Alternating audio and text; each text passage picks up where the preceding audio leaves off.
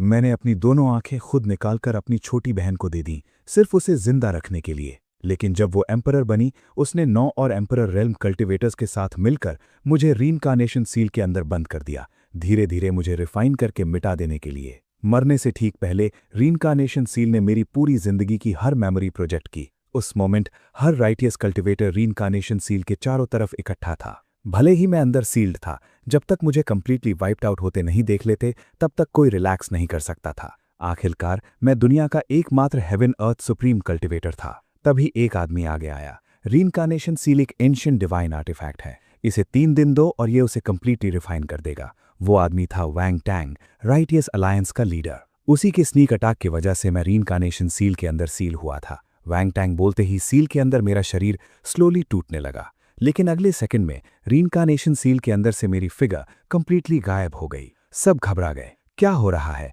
क्या एक ancient divine artefact भी हेवन अर्थ एम्परर को होल्ड नहीं कर सकता? जब बाकी सब डिस्ट्रॉट थे, वैंग टैंग बस कामली मुस्कुराया। रिलैक्स सब। जब रीइंकार्नेशन सील किसी को रिफाइन करती है तो उस इंसान की पूरी जिंदगी रीप्ले करती है। अभी बस हेवन अर्थ एम्परर का पास्ट दिखा रही है, बस इतना है। ये एक्चुअली प्रूव करता है कि वो अभी रिफाइन हो रहा है। सब ने राहत की सांस ली। इधर मैं अभी इस बॉडी में पहुंचा था, सोचा था हेवन अर्थ एम्परर होने का मतलब है बस एंजॉय करूं, लेकिन सारी मेमोरी फ्रैगमेंट्स मर्ज करने के बाद मैं पूरी तरह हिल गया। चोजन वन और उसके राइटियस अलायंस ने मुझे सील कर दिया था इस रीइंकार्नेशन सील के अंदर। 3 दिन और मैं कंप्लीटली इरेज हो जाऊंगा। ये लिटरली सबसे वर्स्ट स्टार्टिंग हैंड था। मेमोरी फ्रैगमेंट्स को जल्दी से स्कैन करना होगा और कोई रास्ता निकालना होगा। सील के बाहर वैंग टैंग ने कूलली कहा, क्यों ना हम सब इस चांस का फायदा उठाएं और एग्जैक्टली देखें कि हेवन अर्थ एम्परर ने क्या क्या गंदे काम किए हैं। बहुत लोग इस पर राजी थे, लेकिन उसी मोमेंट निंग बिंग आइस एम्प्रेस जाने की तैयारी में थी। प्लान था 3 दिन बाद वापस आएगी। उसका नाम था Bai Ningbing, heaven earth emperor की अपनी छोटी बहन। वैंग टैंग ने मुस्कुराते हुए कहा, निंग बिंग तुम सबसे ज्यादा देखो, हम कल्टिवेटर्स के लिए बढ़ने का एकमात्र रास्ता यह है कि उन नाइटमेयर्स का सामना करो जिनसे भागते रहे हो। फिर एम्प्रेस कॉन्सोर्ट उड़कर बाई निंगबिंग के पास आई। छोटी बहन बस देखो, मैं भी तुम्हारे साथ देखूंगी। वैंग टैंग सही कह रहा है, ये नाइटमेयर हमें बहुत समय से हॉन्ट कर रहा है, इसका सामना करने का वक्त आ गया है। वैंग टैंग की आंखें जलने लगीं जब उसने उन दोनों को देखा, फिर नजर बाकी एम्प्रेसेस पर स्वीप की। इन सब से पहले उसकी हिम्मत नहीं थी कि 9 एम्प्रेसेस में से किसी की आंखों में देखे, लेकिन अब हेवन अर्थ एम्परर सील्ड था। एक बार जब वो कंप्लीटली रिफाइन हो जाए, मैं उसकी जगह नया हेवन अर्थ एम्परर बनूंगा और फिर इन 9 एम्प्रेसेस को अपनी इंपीरियल कॉन्सोर्ट्स बनाऊंगा। सील के अंदर मैं होपलेस महसूस करने लगा था। अपने इनसेन कल्टीवेशन लेवल के बावजूद रीइंकार्नेशन सील को अंदर से तोड़ना इम्पॉसिबल था। तो नजर हॉल में 9 एम्प्रेसेस पर गई। ये कभी मेरे सबसे करीबी लोग थे। एकमात्र रास्ता था इन्हें वापस अपनी तरफ करना और सील तोड़वाना। बस यही मेरा एकमात्र चांस था। क्योंकि रीइंकार्नेशन सील रिफाइन हो रहे इंसान की पास्ट दिखाती है, मैंने सोचा इसे थोड़ा ट्वीक करूं और एडिटेड वर्जन प्रोजेक्ट करूं। मैं ड्रामेटिक रिवेंज नॉवेल्स पढ़कर बड़ा हुआ था। जब तक सभी 10 एम्प्रेसेस रोते हुए मुझसे माफी न मांगे, रुकूंगा नहीं, नहीं तो मेरा नाम मेरा नहीं। लेकिन एडिट्स में बहुत ज्यादा ओवरबोर्ड नहीं जाना था, बस सटल ट्वीक्स। पहले बाई निंगबिंग पर फोकस किया। वो हेवन अर्थ एम्परर की बहन थी, पहली इंसान जो उसे जानती थी। इसके ऊपर चाइल्डहुड मेमोरीज हमेशा फजी होती हैं। बाई निंगबिंग को क्लियरली याद नहीं होगा, इससे उसे अपनी तरफ फ्लिप करना बहुत ईजियर था। तो रीइंकार्नेशन सील एक सीन से जगमगाई, हॉल में सबके सामने। इमेज में था एक पीसफुल छोटा फिशिंग विलेज, पहाड़ों में बसा हुआ। 3 लोगों का परिवार एक रफ वुडन टेबल पर खाना खा रहा था। पिता एक रगेड ब्रॉड मिडिल एज्ड आदमी, माँ जेंटल सॉफ्ट स्पोकन औरत। उसका पेट क्लियरली सोलन था, जाहिर था फिर से प्रेग्नेंट थी। और टेबल पर बैठा 5 साल का छोटा बच्चा, वो था हेवन अर्थ एम्परर बचपन में। रीइंकार्नेशन सील में सीन देखकर बाई निंगबिंग बुदबुदाई, रुको, क्या ये मेरे माता पिता हैं?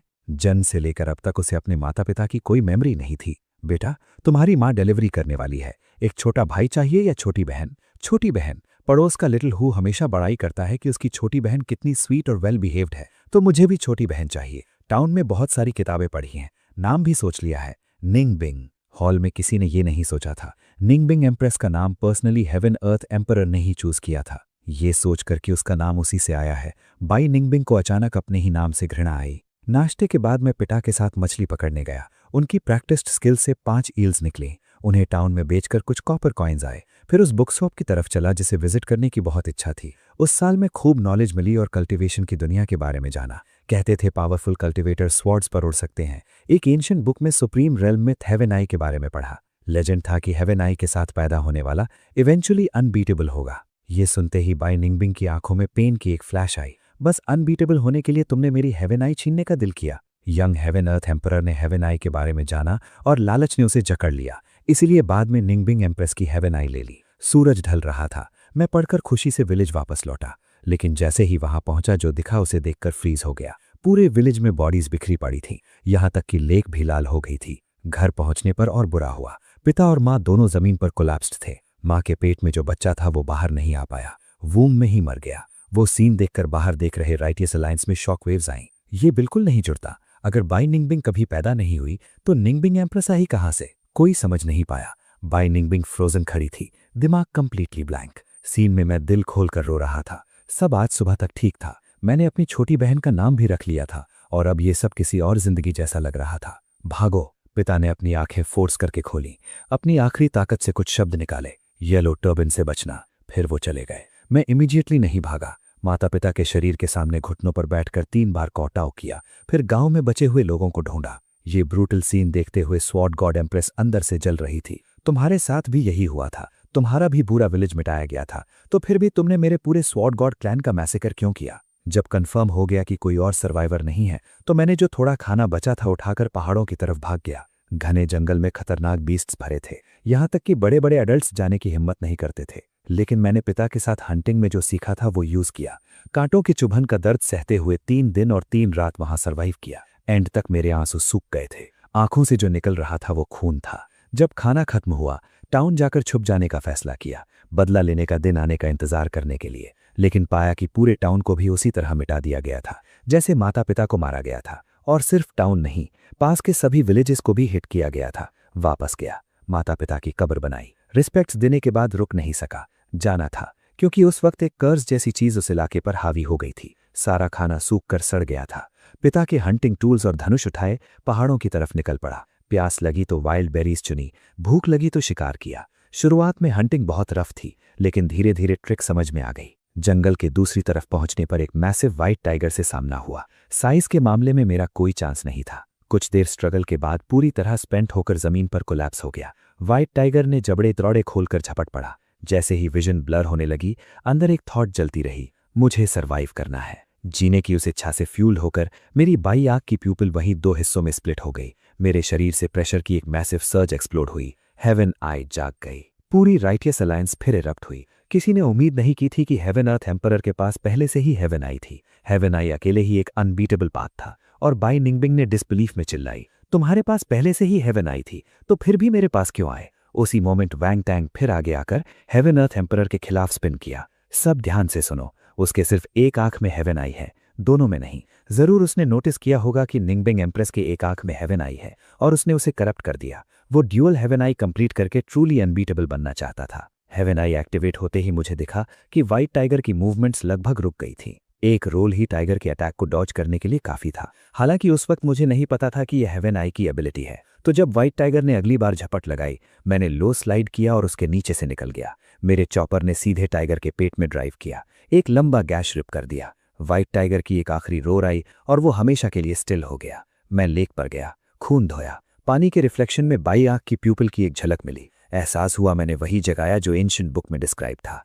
हेवन आई। मैं टूटकर रोने लगा। पिताजी, माँ, तुम्हारी मौत का बदला लिया जाएगा। अगले कुछ दिनों में व्हाइट टाइगर की हाइट से एक कोट बनाई, उसका मांस सुखाकर खाने के लिए रखा। एक रात अचानक आवाजें सुनाई दी। मैं छुपकर देखने लगा। एक मर्द और औरत कुछ बाहों में लिए दौड़ते हुए निकले। धुंधले से उनकी बातें सुन पाया, इस छोटे बोझ को यहीं छोड़ दो, खुद संभाल लेगा। चलो चलो जल्दी करो, क्या श्राप है? उन्होंने जो कुछ कैरी कर रहे थे वो फेंका और जल्दी से चले गए। बाहर घुप अंधेरा था। मैं उनमें से किसी का चेहरा नहीं देख पाया, लेकिन उस बंडल में लिपटी बच्ची वो मुझे साफ दिख रही थी। बेबी रोने लगी। मैं दौड़कर गया और उसे उठा लिया। जैसे ही मैंने उठाया वो चुप हो गई, बस मुझे देखकर ब्लिंक कर रही थी और हंस रही थी। मुझे समझ नहीं आया उसके अपने माँ बाप उसे यूं ही कैसे फेंक सकते थे। लेकिन फिर वो फिर से रोने लगी। तभी मुझे याद आया जो बड़े लोग कहते थे, पेट भरा हो तो आंसू नहीं। लेकिन हम जंगल के बीच में थे, दूध कहाँ से लाता? तो मैंने खुद को स्टील किया और अपनी उंगली पर जोर से काट लिया। तुरंत खून बहने लगा। मैंने उंगली उसके मुंह के पास रखी और उसने इंस्टिंक्टिवली चूसना शुरू कर दिया। रोना आखिरकार बंद हुआ। लेकिन जैसे ही कटी उंगली का खून सूखा वो फिर चिल्लाने लगी। मैंने जल्दी से दूसरी उंगली काटी और पूरी रात उसे खिलाता रहा। यही एकमात्र तरीका था उसे शांत रखने का, और मैं क्लियरली ड्रेन हो गया था। ये सीन देखते हुए बाई निंगबिंग के दिल में इमोशंस का तूफान उठा। अगर वो बेबी वही थी तो उसने तियांदी की जान की कर्जदार थी। मैंने बेबी को लेकर पहाड़ के नीचे एक छोटे विलेज की तरफ रास्ता बनाया। मैंने विलेज चीफ को सब कुछ बताया। बूढ़े चीफ ने किसी को दूसरे विलेजर्स को नोटिफाई करने भेजा। थोड़ी देर बाद एक मर्द और एक औरत आए। वो तुरंत सौब और चिल्लाने लगे, मेरी बेबी मेरी बेबी। मैंने उन्हें कंफ्यूज्ड होकर देखा और कहा, रुको, कल रात क्या तुम दोनों ने ही इस बच्ची को फेंका था? जैसे ही मैंने ये कहा दोनों ऐसे फ्लिप्ड आउट हो गए जैसे मैंने उनकी पूंछ पर पैर रख दिया हो। ये हमारी अपनी फ्लैश और ब्लड है। बिल्कुल, कौन माँ बाप अपनी ही बेटी को फेंकता है? मुझे 100% यकीन नहीं था कि वो वही थे, लेकिन थोड़ा हेजिटेट करने के बाद मैंने बेबी उन्हें दे दी। सूरज ढल रहा था। मैं जाने और आगे एक्सप्लोर करने की तैयारी कर रहा था, लेकिन जाने से पहले मैंने उनके घर का चक्कर लगाने का डिसाइड किया। और जैसे ही मैं खिड़की के पास आया, अचानक फिर से बेबी का रोना सुनाई दिया, साथ में मर्द की इरिटेटेड आवाज़। ये बच्ची रोना बंद ही नहीं करती, मुझे सोना है, वो बच्चा तो गया ही था, क्यों ना इसे फिर से फेंक दे। फिर औरत की आवाज़ आई, क्या हुआ अगर कोई नोजी इंसान इसे फिर से वापस ले आया? क्यों ना बेच दें, किसी दूसरे विलेज में चाइल्ड ब्राइड की तरह बेच सकते हैं। उसी वक्त मैंने दरवाज़ा लात मारकर खोल दिया। माँ बाप कहलाने की तुम्हारी हिम्मत कैसे हुई? मेरे हाथ में पहले से ही वुड कटर्स ब्लेड और बो था। मर्द ने ब्लिंक भी नहीं किया। मुझसे पैदा हुई है, जो चाहूं करूंगा। मैंने मुट्ठी बंद की और खंडे से कहा, तुमने कहा बेचना है ना, ठीक है, मैं खरीदूंगा। मर्द और औरत ने डिसबिलीफ से मुझे देखा। तुम खरीदोगे? तुम तो एक छोटे बच्चे हो, पैसे हैं? मैंने उन्हें वेट करने को कहा और माउंटेन पर दौड़ पड़ा, डरते हुए कि कहीं कुछ गलत न हो जाए। मैं व्हाइट टाइगर का कारकस घसीटता हुआ उनके दरवाजे तक ले आया। ये व्हाइट टाइगर, क्या ये काफ़ी है? औरत खुश हो गई, हाँ हाँ हाँ। लेकिन मर्द ग्रीडी हो गया, काफ़ी नहीं, वो टाइगर स्किन कोट भी उतार दो जो तुम पहने हो। कोट ले जाने के बाद उसने आखिरकार बेबी दे दी। ये बेकार लड़की अब तुम्हारी है, आज से ये तुम्हारी चाइल्ड ब्राइड है, जो चाहो करो। मैंने उसे केयरफुली अपनी बाहों में लिया। वो तुरंत चुप हो गई और सबसे क्यूट सी स्माइल दे दी। फिर मैं उसे लेकर रात के अंधेरे में गायब हो गया। मेरा कोई घर नहीं और तुम्हारा भी नहीं, आज से हम दोनों के पास बस एक दूसरे हैं, हम कभी नहीं अलग होंगे। तभी मुझे याद आया कि मैंने हमेशा पिताजी से कहा था कि मुझे एक छोटी बहन चाहिए, तो मैंने उसे सबसे सॉफ्ट एक्सप्रेशन के साथ देखा। आज से तुम मेरी छोटी बहन हो। जब तक मेरे पास खाने को है तुम्हें कभी भूख नहीं लगेगी। जब तक मैं हूं कोई भी तुम्हें कुछ नहीं करेगा। आज से तुम्हारा नाम बाई निंगबिंग है। उस मोमेंट में अलायंस के सब लोग फाइनली समझे, वो बेबी गर्ल कोई और नहीं, एम्प्रेस निंगबिंग थी।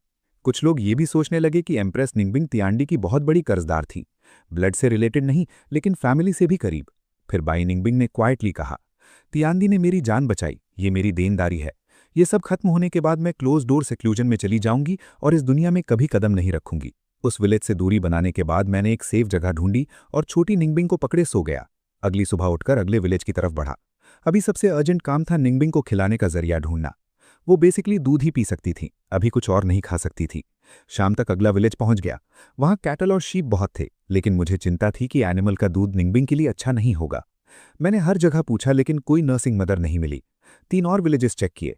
आखिरकार एक नर्सिंग मदर मिली जो सूटेबल थी लेकिन उनकी कंडीशंस थीं। वो निंगबिंग को तभी दूध पिलाएगी जब मैं कुछ एक्सचेंज में लाऊंगा। तो उस पॉइंट से मैं हर एक दिन माउंटेन्स में हंट करने जाता, मीट ट्रेड करता ताकि वो निंगबिंग को फीड करे। ये लंबे समय तक चला। मैं पहले चबी और वेल फेड था, लेकिन सारे रनिंग और हंटिंग ने मुझे बिल्कुल निचोड़ दिया। लेकिन जब भी छोटी निंगबिंग के गाल रोज ज्यादा रोजी होते देखता, मैं सोचता, हाँ वर्थ इट है। कुछ विलेजर्स ने मुझ पर तरस खाते हुए सजेस्ट किया कि निंगबिंग से पीछा छुड़ा लूं। मैंने तुरंत शट डाउन कर दिया। ये मेरी बहन है, जब तक मेरे पास खाना है उसे कभी भूख नहीं लगेगी। चाहे कुछ भी हो मैं उसे कभी नहीं छोड़ूंगा। जो औरत छोटी निंगबिंग को नर्स करती थी वो पूरी तरह कोल्ड हार्टेड नहीं थी। मुझे इतना पतला देखकर उसने अपनी टर्म्स थोड़ी ईज कर दी, जिससे मुझ पर थोड़ा प्रेशर कम हुआ। फिर एक दिन थोड़े ही समय के बाद छोटी निंगबिंग ने अपना पहला शब्द कहा, दादा। दादा। छोटी निंगबिंग ने मुझे अपनी टाइनी सी आवाज में यही बुलाया। मैं खुश हो गया लेकिन तुरंत करेक्ट किया, दादा नहीं, बिग ब्रदर। लेकिन वो दादा बुलाती रही। बार बार करेक्ट करने के बाद कुछ प्रोग्रेस हुई। इस बार उसने कहा, गेगे ब्रो। निकला ज्यादा गुओ गुओ की तरह, लेकिन प्रोग्रेस टू प्रोग्रेस है। मेरी टीचिंग के बाद छोटी निंगबिंग की वोकैबुलरी बढ़ती गई। Horsey horsey. छोटी निंगबिंग को जो भी चाहिए था मैंने पूरा किया। आखिरकार मीट बेचकर एक एक कॉइन बचाते हुए मैंने विलेज में एक पुरानी अबैंडन्ड हाउस का जुगाड़ कर लिया। आखिरकार हमारा एक घर था, बस हम दोनों। लेकिन इसका मतलब ये था कि मैं लंबे समय तक मैल नरिश्ड रहा। अपनी उम्र के बच्चों की तुलना में मैं सीरियसली अंडरवेट था। इस पॉइंट पर मेमोरी देख रही भीड़ में मर्मरिंग शुरू हो गई। कहना तो होगा यंग तियांदी एम्प्रेस निंगबिंग के लिए इनक्रेडिबल था। एक तरह से एम्प्रेस निंगबिंग बेसिकली तियांदी की चाइल्ड ब्राइड थी। लेकिन जैसे ही उन्होंने बाई निंगबिंग की आंखों का एक्सप्रेशन देखा, किसी ने एक और शब्द बोलने की हिम्मत नहीं की। और बाई निंगबिंग अपने मन में खुद से पूछ रही थी, उस वक्त क्या मैं सच में उसकी चाइल्ड ब्राइड थी? तो बाद में तुमने क्यों चेंज कर लिया? जब निंगबिंग थोड़ी बड़ी हुई मैं उन्हें हंट पर ले जाने लगा, लेकिन बस सेफर एरियाज में। विलेज में हमेशा बंद नहीं रह सकती, उसे दुनिया देखनी चाहिए, और वो कुछ मीट खाने की उम्र तक पहुंच गई थी। लेकिन चूंकि मैं यहाँ इतनी बार हंट करता था, मैंने इस माउंटेन का लगभग सारा गेम साफ कर दिया था। तो हम दोनों कभी कभी डेज तक 1 मील और अगले दिन कुछ नहीं जाते। माउंटेन में बेसिकली एक ही फ्रूट था, पपाया। इसलिए बड़े होते हुए छोटी निंगबिंग ने ढेर सारा पपाया खाया। उसी वक्त राइटेस अलायंस के लोगों के मन में पपाया के एक सर्टेन बेनिफिट का ख्याल आया, लेकिन उनमें से किसी ने एम्प्रेस निंगबिंग की तरफ झांकने की हिम्मत नहीं की। बाई निंगबिंग ने इंस्टिंक्टिवली खुद को नीचे देखा। यस, एक्चुअली काम किया था। बस ऐसे ही 5-6 साल गुजर गए। छोटी निंगबिंग और मैं दोनों बड़े हो गए। मैं अब 11 साल का था। एक दिन हमेशा की तरह मैं छोटी निंगबिंग को हंट पर ले गया। अचानक हवा में एक डेंजरस सेंट पकड़ी। दूर एक वुल्व्स का पैक एक यंग बॉय पर अटैक कर रहा था। वो मेरी उम्र का ही लगता था। मैंने बो से दूर से 3 वुल्व्स को पिक ऑफ किया। अपनी स्पिरिट आई एबिलिटी के साथ और अपने सारे एक्सपीरियंस की बदौलत पूरे पैक को खत्म कर दिया। लेकिन वो लड़का पहले ही मॉल्ड होकर बेहोश हो चुका था। मैंने किल्स कलेक्ट करने की भी जहमत नहीं की। एक बाह में छोटी निंगबिंग और पीठ पर उस लड़के को लेकर घर दौड़ा। मेडिसिनल हर्ब से ब्लीडिंग बंद की। तभी मैं फ्रीज हो गया, क्योंकि उसके स्टर्नम पर ग्लोइंग रून से ढकी एक बोन थी। क्या ये एक्चुअली लेजेंडरी सुप्रीम बोन हो सकती है? एंशिएंट टेक्स्ट कहते हैं जिसके पास ये बोन है वो ह्यूमैनिटी का सुप्रीम रूलर बन सकता है। उस मोमेंट में अलायंस के सब लोगों ने हाँ भरा। साथ ही सबकी नजरें कमरे में एक पर्टिकुलर ग्रेट एम्परर की तरफ शिफ्ट हो गईं। तियांदी का सुअन ब्रदर ये शाओयाओ। उसके पास एक नियर फेटल इंजरी के दौरान सुप्रीम बोन ले ली गई थी और बाद में एम्परर वैंग टेंग ने उसे कन्विंस किया कि तियांदी ने ये लिया था। इसीलिए ये शाओयाओ राइटेस अलायंस में शामिल हुआ। ये शाओयाओ ने स्ट्रेट अप एडमिट किया, हाँ सच है, उस वक्त जिसने मुझे बचाया वो तियांदी था। सबका एक साथ ओ मोमेंट आया। इससे सब एक्सप्लेन हो जाता है। लेकिन एक बात जो कोई नहीं समझ पा रहा था, तियांदी ने बाद में ये कि सुप्रीम बोन ले ली, तो यहाँ राइट नाउ क्यों नहीं लिया? ये लिटरली परफेक्ट अपॉर्चुनिटी था। वैंग टेंग ने एक्ट किया जैसे उसने सब फिगर आउट कर लिया। सिंपल है, जरूर इसलिए था क्योंकि तियांदी के बगल में यंग एम्प्रेस निंगबिंग थी। उस मोमेंट में तियांदी ग्रीडी हो गया, लेकिन यंग निंगबिंग प्योर हार्टेड जैसी थी। उन्होंने उसे रोका, इसलिए तियांदी ने रोककर ब्रदर ये की सुप्रीम बोन नहीं ली। भीड़ सब वैंग टेंग से अग्री कर गई। बस बाई निंगबिंग बिना एक वर्ड के देख रही थी। उसे बचपन से ज्यादा याद नहीं था, क्योंकि यंग बाई निंगबिंग एक ग्रेट ट्रिब्यूलेशन से गुजरी थी। इससे पहले की मेमोरी सब हजी थी। मेमोरी में यंग निंगबिंग ने इनोसेंटली कहा, गो गो, सुप्रीम बोन क्या होता है? ये शाओयाओ के वुंड्स ट्रीट करते हुए मैंने छोटी निंगबिंग को क्विक एक्सप्लेनेशन दी। ये एक इनक्रेडिबली पावरफुल बोन है। जिसके पास हो वो इस दुनिया का स्ट्रॉन्गेस्ट बन सकता है। छोटी निंगबिंग ने ज्यादा नहीं सोचा, बस सिंपली बोली, तो निकालो और गुओ गुओ को दे दो, तुम बिग सुप्रीम बन जाओ। पूरी अलायंस स्पीचलेस रह गई। सबने वैंग टैंग को बेहद ऑकवर्ड नजरों से देखा।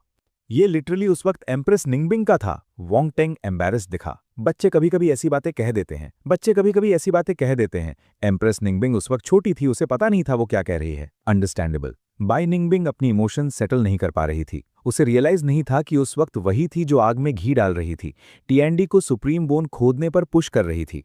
जहां तक छोटी निंगबिंग की बात की, मैंने बस सिर हिलाया। सिस, हम ऐसा नहीं कर सकते।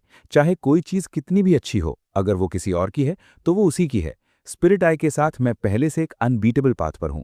किसी और की हड्डी उधार लेने की जरूरत नहीं। अलायंस ने उन शब्दों का वेट फील किया। ये सोचकर कि बचपन में भी टीएनडी की ये कन्विक्शन की, कोई आश्चर्य नहीं कि वो हेवेंस का रूलर बना।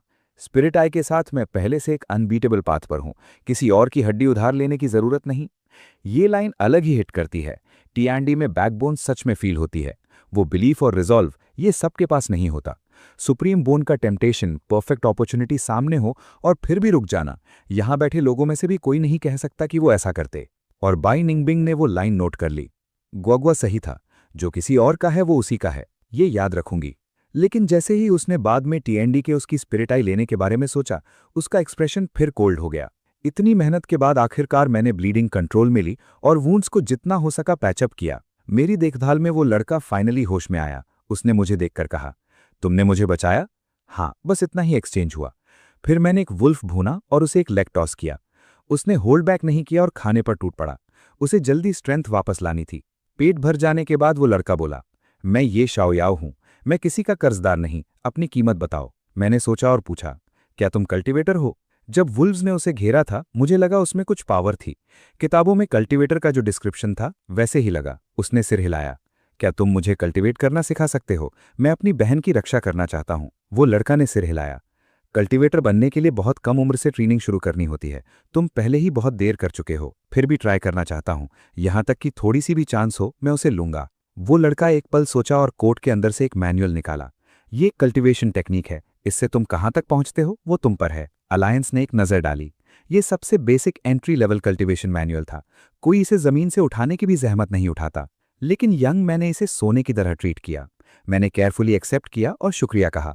फिर हमने नेम्स एक्सचेंज किए। एक बार वुंड्स इनफ हील होने पर वो चला गया और अलायंस में बजिंग शुरू हो गई। नो वे, टियांडी इस बेसिक मैनुअल से टॉप पर पहुंचा, सच में? वोंग टेंग ने चिल्लाया। इम्पॉसिबल।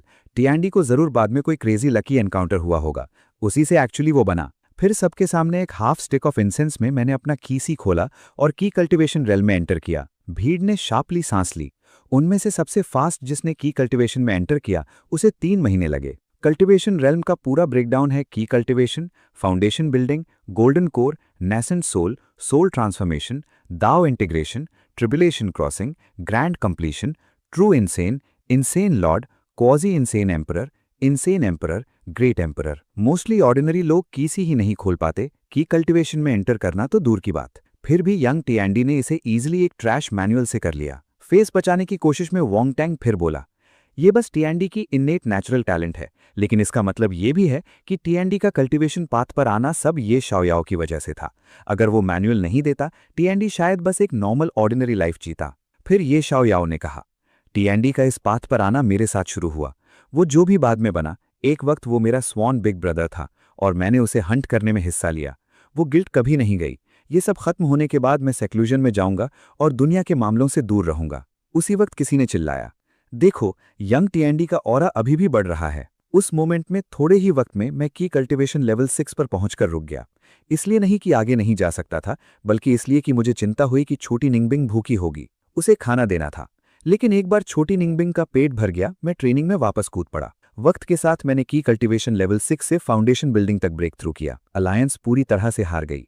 एक ही दिन में फाउंडेशन बिल्डिंग, पूरे हेवेंस में ये अनप्रेसिडेंटेड और शायद कभी नहीं होगा। बहुत लोग कंप्लीटली फ्लोट थे, लेकिन वोंग टेंग ने फिर से सब कुछ स्पिरिट आई की वजह से क्रेडिट किया और टियांडी पर शेड थ्रो करता रहा। उधर ये शाओयाओ ने ये सब देखा और डीपली कन्फ्लिक्टेड फील किया, यहां तक कि दर्द भी। वो और टियांडी जेन्युइन स्वॉन ब्रदर्स थे। फिर भी टियांडी ने बाद में रूथलेसली उसकी सुप्रीम बोन ले ली। बिग ब्रो, क्या एक सुप्रीम बोन ऐसा बनने के वर्थ था? ये शाओयाओ ने ये वर्ड्स कभी जोर से नहीं कहे, कोई और कभी नहीं जान पाया। अब भी ये शाओयाओ ने टियांडी को बिग ब्रो बुलाया, लेकिन ये शाओयाओ ने क्वाइट साई ली। उसका वो बिग ब्रो आखिरकार बदल गया था। उसके बाद के दिनों में खुद ट्रेनिंग करने के साथ साथ मैंने छोटी निंगबिंग को भी कल्टीवेट करना सिखाना शुरू किया। मैं पहले से कल्टीवेशन के बेनिफिट्स देख रहा था। हालांकि मैं शाओ निंगबिंग को अपने फ्यूचर रिवेंज में नहीं चाहता, फिर भी ये अच्छा होगा अगर वो इनफ कल्टीवेट कर सके कि खुद की रक्षा कर सके। और उसी मोमेंट में अलायंस के सब लोग एक्साइटेड हो गए। हेवनली एम्परर ने एक रात में की कंसेंडेशन और अगले दिन फाउंडेशन बिल्डिंग रीच किया। और चूंकि निंगबिंग एम्प्रेस के पास भी ट्विन प्यूपल्स हैं, उसका टैलेंट ज्यादा पीछे नहीं हो सकता। वोंग टेंग ने कॉन्फिडेंटली भी कहा, देखना सब, निंगबिंग एम्प्रेस की कल्टीवेशन स्पीड भी स्काई रॉकेट होगी। हेवनली एम्परर को ट्विन प्यूपल्स बस शेयर लक से मिली हैं। निंगबिंग एम्प्रेस की कल्टीवेशन पेस एक्चुअली उससे फास्टर हो सकती है। सबने अग्री किया। तो मैंने शाओ निंगबिंग को मैनुअल से कल्टीवेट करना शुरू किया। मैंने पहले गाइड नहीं किया।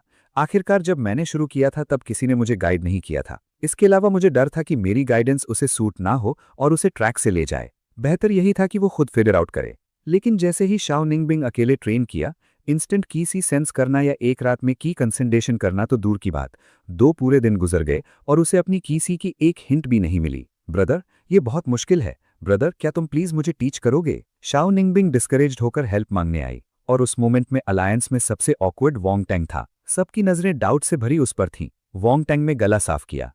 निंगबिंग एम्प्रेस अभी बहुत छोटी है, उसका माइंड अभी पूरी तरह डेवलप नहीं हुआ।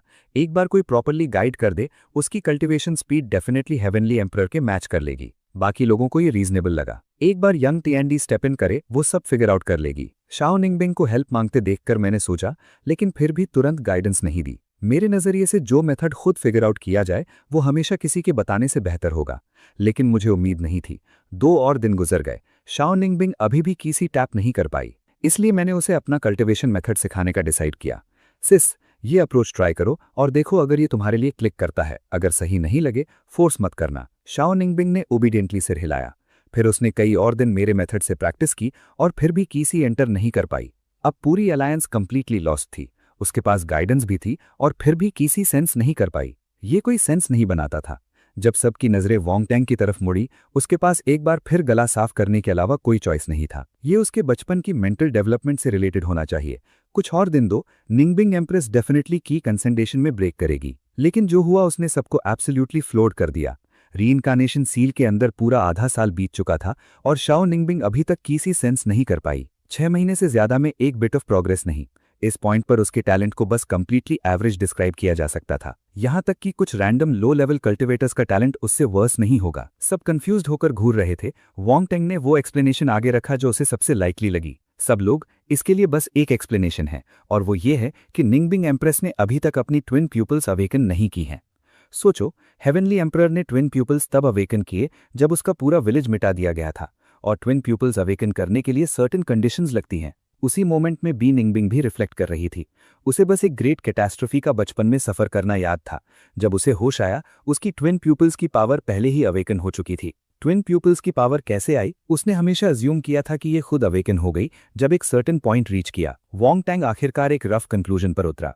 सब लोग, मुझे लगता है ट्विन प्यूपल्स की पावर अवेकन करने के लिए सबसे लाइकली इंटेंस हेट्रेड या लाइफ और डेथ क्राइसिस से ट्रिगर्ड होना जरूरी है। ये थ्योरी को इमीडिएटली सबकी अप्रूवल मिली। वॉन्ग टैंग का ब्रेकडाउन लॉजिकल और वेल रीजन था। फ्यूचर हेवनली एम्परर की टॉप पिक होने के सच में हुआ दी। तुम सब बहुत काइंड हो, लेकिन अगर मेरी थ्योरी सही है तो हेवनली एम्परर ने एक्चुअली निंगबिंग एम्प्रेस को बचाया ही नहीं, उसने एक्चुअली उसकी ट्विन प्यूपल्स अवेकन करने में बाधा डाली। अगर हेवनली एम्परर शो अप नहीं करता, वो बीस्ट्स इन्फेंट निंगबिंग एम्प्रेस को ढूंढ लेते। लाइफ और डेथ सिचुएशन फेस करके निंगबिंग एम्प्रेस बहुत लाइकली उसी वक्त ट्विन प्यूपल्स अवेकन कर लेती। तो चाहे जैसे देखो, हेवनली एम्परर ने स्ट्रेट अप निंगबिंग एम्प्रेस को स्ट्रॉन्गर बनने से ब्लॉक किया। सब वैंग टेंग की थ्योरी से पूरी तरह अग्री कर गए। सबको लगा हेवनली एम्परर ने निंगबिंग एम्प्रेस को रोक रखा था, उसके बिना वो कहीं ज्यादा हासिल कर सकती थी। शायद वो निंगबिंग हेवनली एम्परर भी बन सकती थी। लेकिन बी निंगबिंग ये सब देखते हुए बहुत अनसर्टेन फील कर रही थी। उसने खुद से पूछा, क्या हेवनली एम्परर ने सच में मुझे ट्विन प्यूपल्स अवेकन करने से ब्लॉक किया? बी निंगबिंग को गट फीलिंग थी कि ट्रूथ एग्जैक्टली ऐसी नहीं थी। उस वक्त के बाद शाओ निंगबिंग ची सेंस करने में फेल होती रही। आखिरकार उसने पूरी तरह हार मान ली और कल्टिवेट करना बिल्कुल छोड़ दिया। मैं हेल्पलेस था, लेकिन मैंने उसे पुश भी नहीं किया। अगर कल्टिवेट नहीं कर सकती तो मैं खुद उसकी रक्षा करूंगा। उस आधे साल में मेरा रेल्म फाउंडेशन बिल्डिंग से गोल्डन कोर में एडवांस हो गया। 2 और साल गुजरे और मैं गोल्डन कोर से पीक नेसेंट सोल तक क्लाइम कर गया। लेकिन उसके बाद चाहे कितना भी ट्रेन करूं, मेरी कल्टीवेशन बस पीक नेसेंट सोल पर स्टक रही। टेक्निक्स में चाहे कितना डीप डिग करूं, डिवाइन ट्रांसफॉर्मेशन स्टेज में ब्रेक थ्रू नहीं हो पाई। उसी वक्त स्टन्ड अलायंस ने फाइनली समझा, हेवनली एम्परर बस एक बेसिक एंट्री लेवल मैनुअल से ही ट्रेन करता रहा था। उस चीज से नेसेंट सोल तक पहुंचना पहले से ही सीलिंग था। डिवाइन ट्रांसफॉर्मेशन का एब्सोल्युटली कोई रास्ता नहीं था। इसके ऊपर पीक नेसेंट सोल तक पहुंचना भी थ्योरी में ही पॉसिबल था।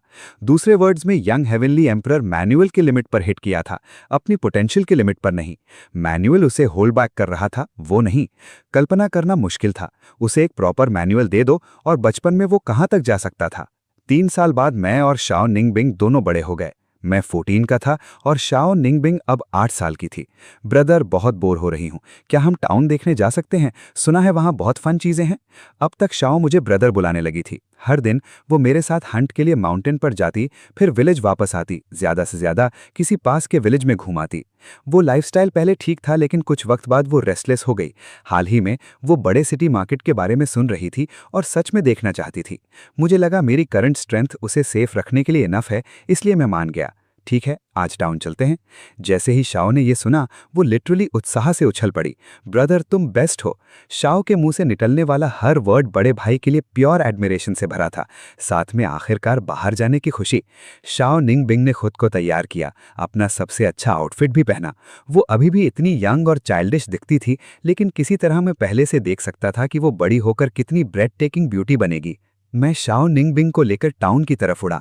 जैसे ही हम सिटी में पहुंचे, शाओ निंगबिंग सारी बज और एनर्जी से कंप्लीटली ब्लोन अवे हो गई।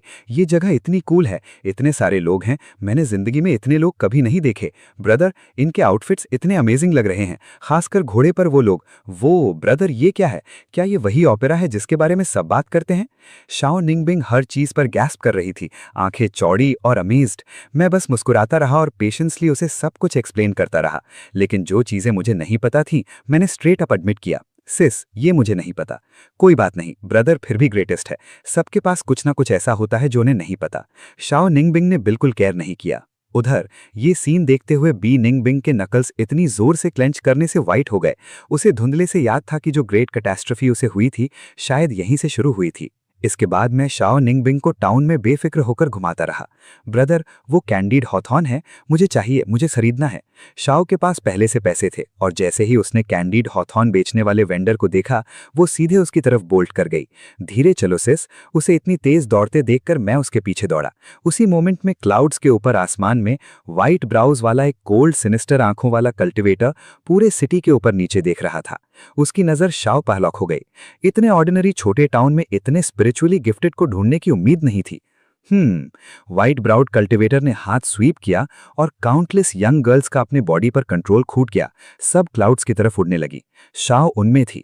वो चिल्लाई और रोते हुए बोली, ब्रदर बचाओ मुझे। इसके साथ कई पेरेंट्स भी चिल्ला रहे थे।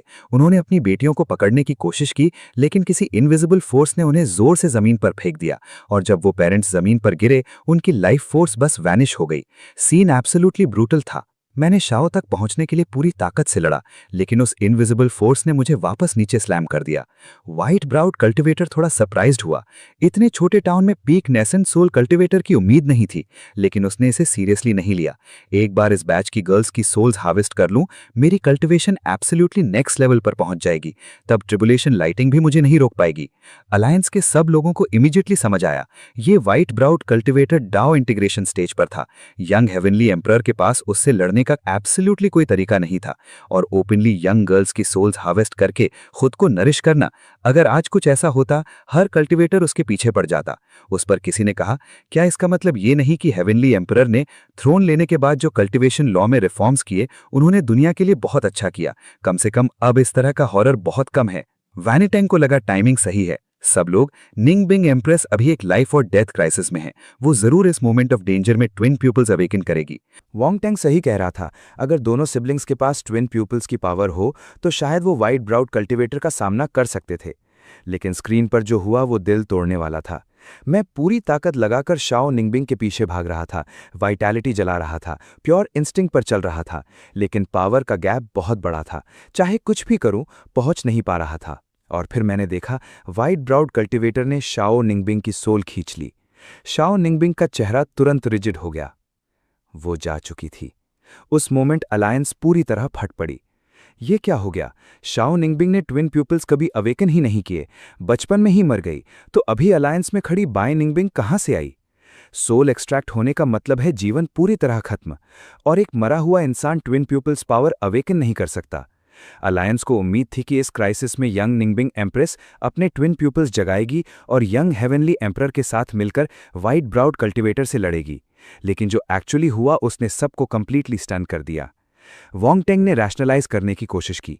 शायद इस व्हाइट ब्राउड कल्टिवेटर ने शाओ निंगबिंग की सोल एक्सट्रैक्ट करके किसी ट्रेजर में सील किया था, पूरी तरह कंज्यूम नहीं की। बाद में यंग हेवनली एम्परर ने इस कल्टिवेटर को मारा, निंगबिंग एम्प्रेस की सोल रिलीज की और इसी तरह वो बच गई। लेकिन कहते हुए वोंगटेंग खुद भी बिलीव नहीं कर रहा था, क्योंकि अभी हेवनली एम्परर का व्हाइट ब्राउड कल्टिवेटर को मारना वो प्योर फैंटेसी था। उसे खुद नहीं पता था स्टोरी यहां से कहां जाएगी। और बाय निंगबिंग बस वहीं फ्रोजन खड़ी थी।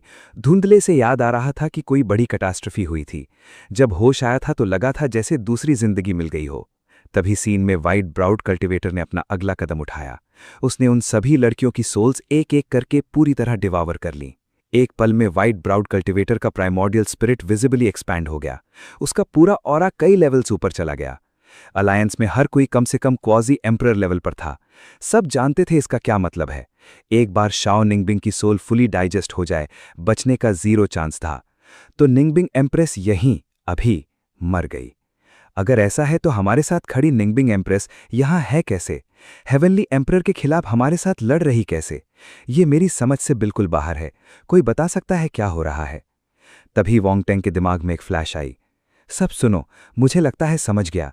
इस सीन में जो छोटी लड़की है, हाँ, उसका नाम निंगबिंग एम्प्रेस जैसा है, लेकिन वो रियल निंगबिंग एम्प्रेस नहीं है। ये लड़की शायद यहीं मर गई और हेवनली एम्परर ने बाद में एक नई बहन ली। जो उसने बाद में ली वही है आज की निंगबिंग एम्प्रेस। सबको थोड़ा फारफेच्ड लगा, लेकिन ऑनेस्टली यही सबसे बेहतर एक्सप्लेनेशन था। आखिर सीन में क्लियरली शाओ निंगबिंग जा चुकी थी। लेकिन बाय निंगबिंग ये सब देखते हुए फील कर रही थी कि बात इतनी सिंपल नहीं है।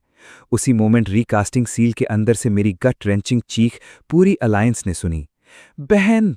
मेरी डेस्परेट पुकार ने व्हाइट ब्राउड कल्टिवेटर का ध्यान खींचा।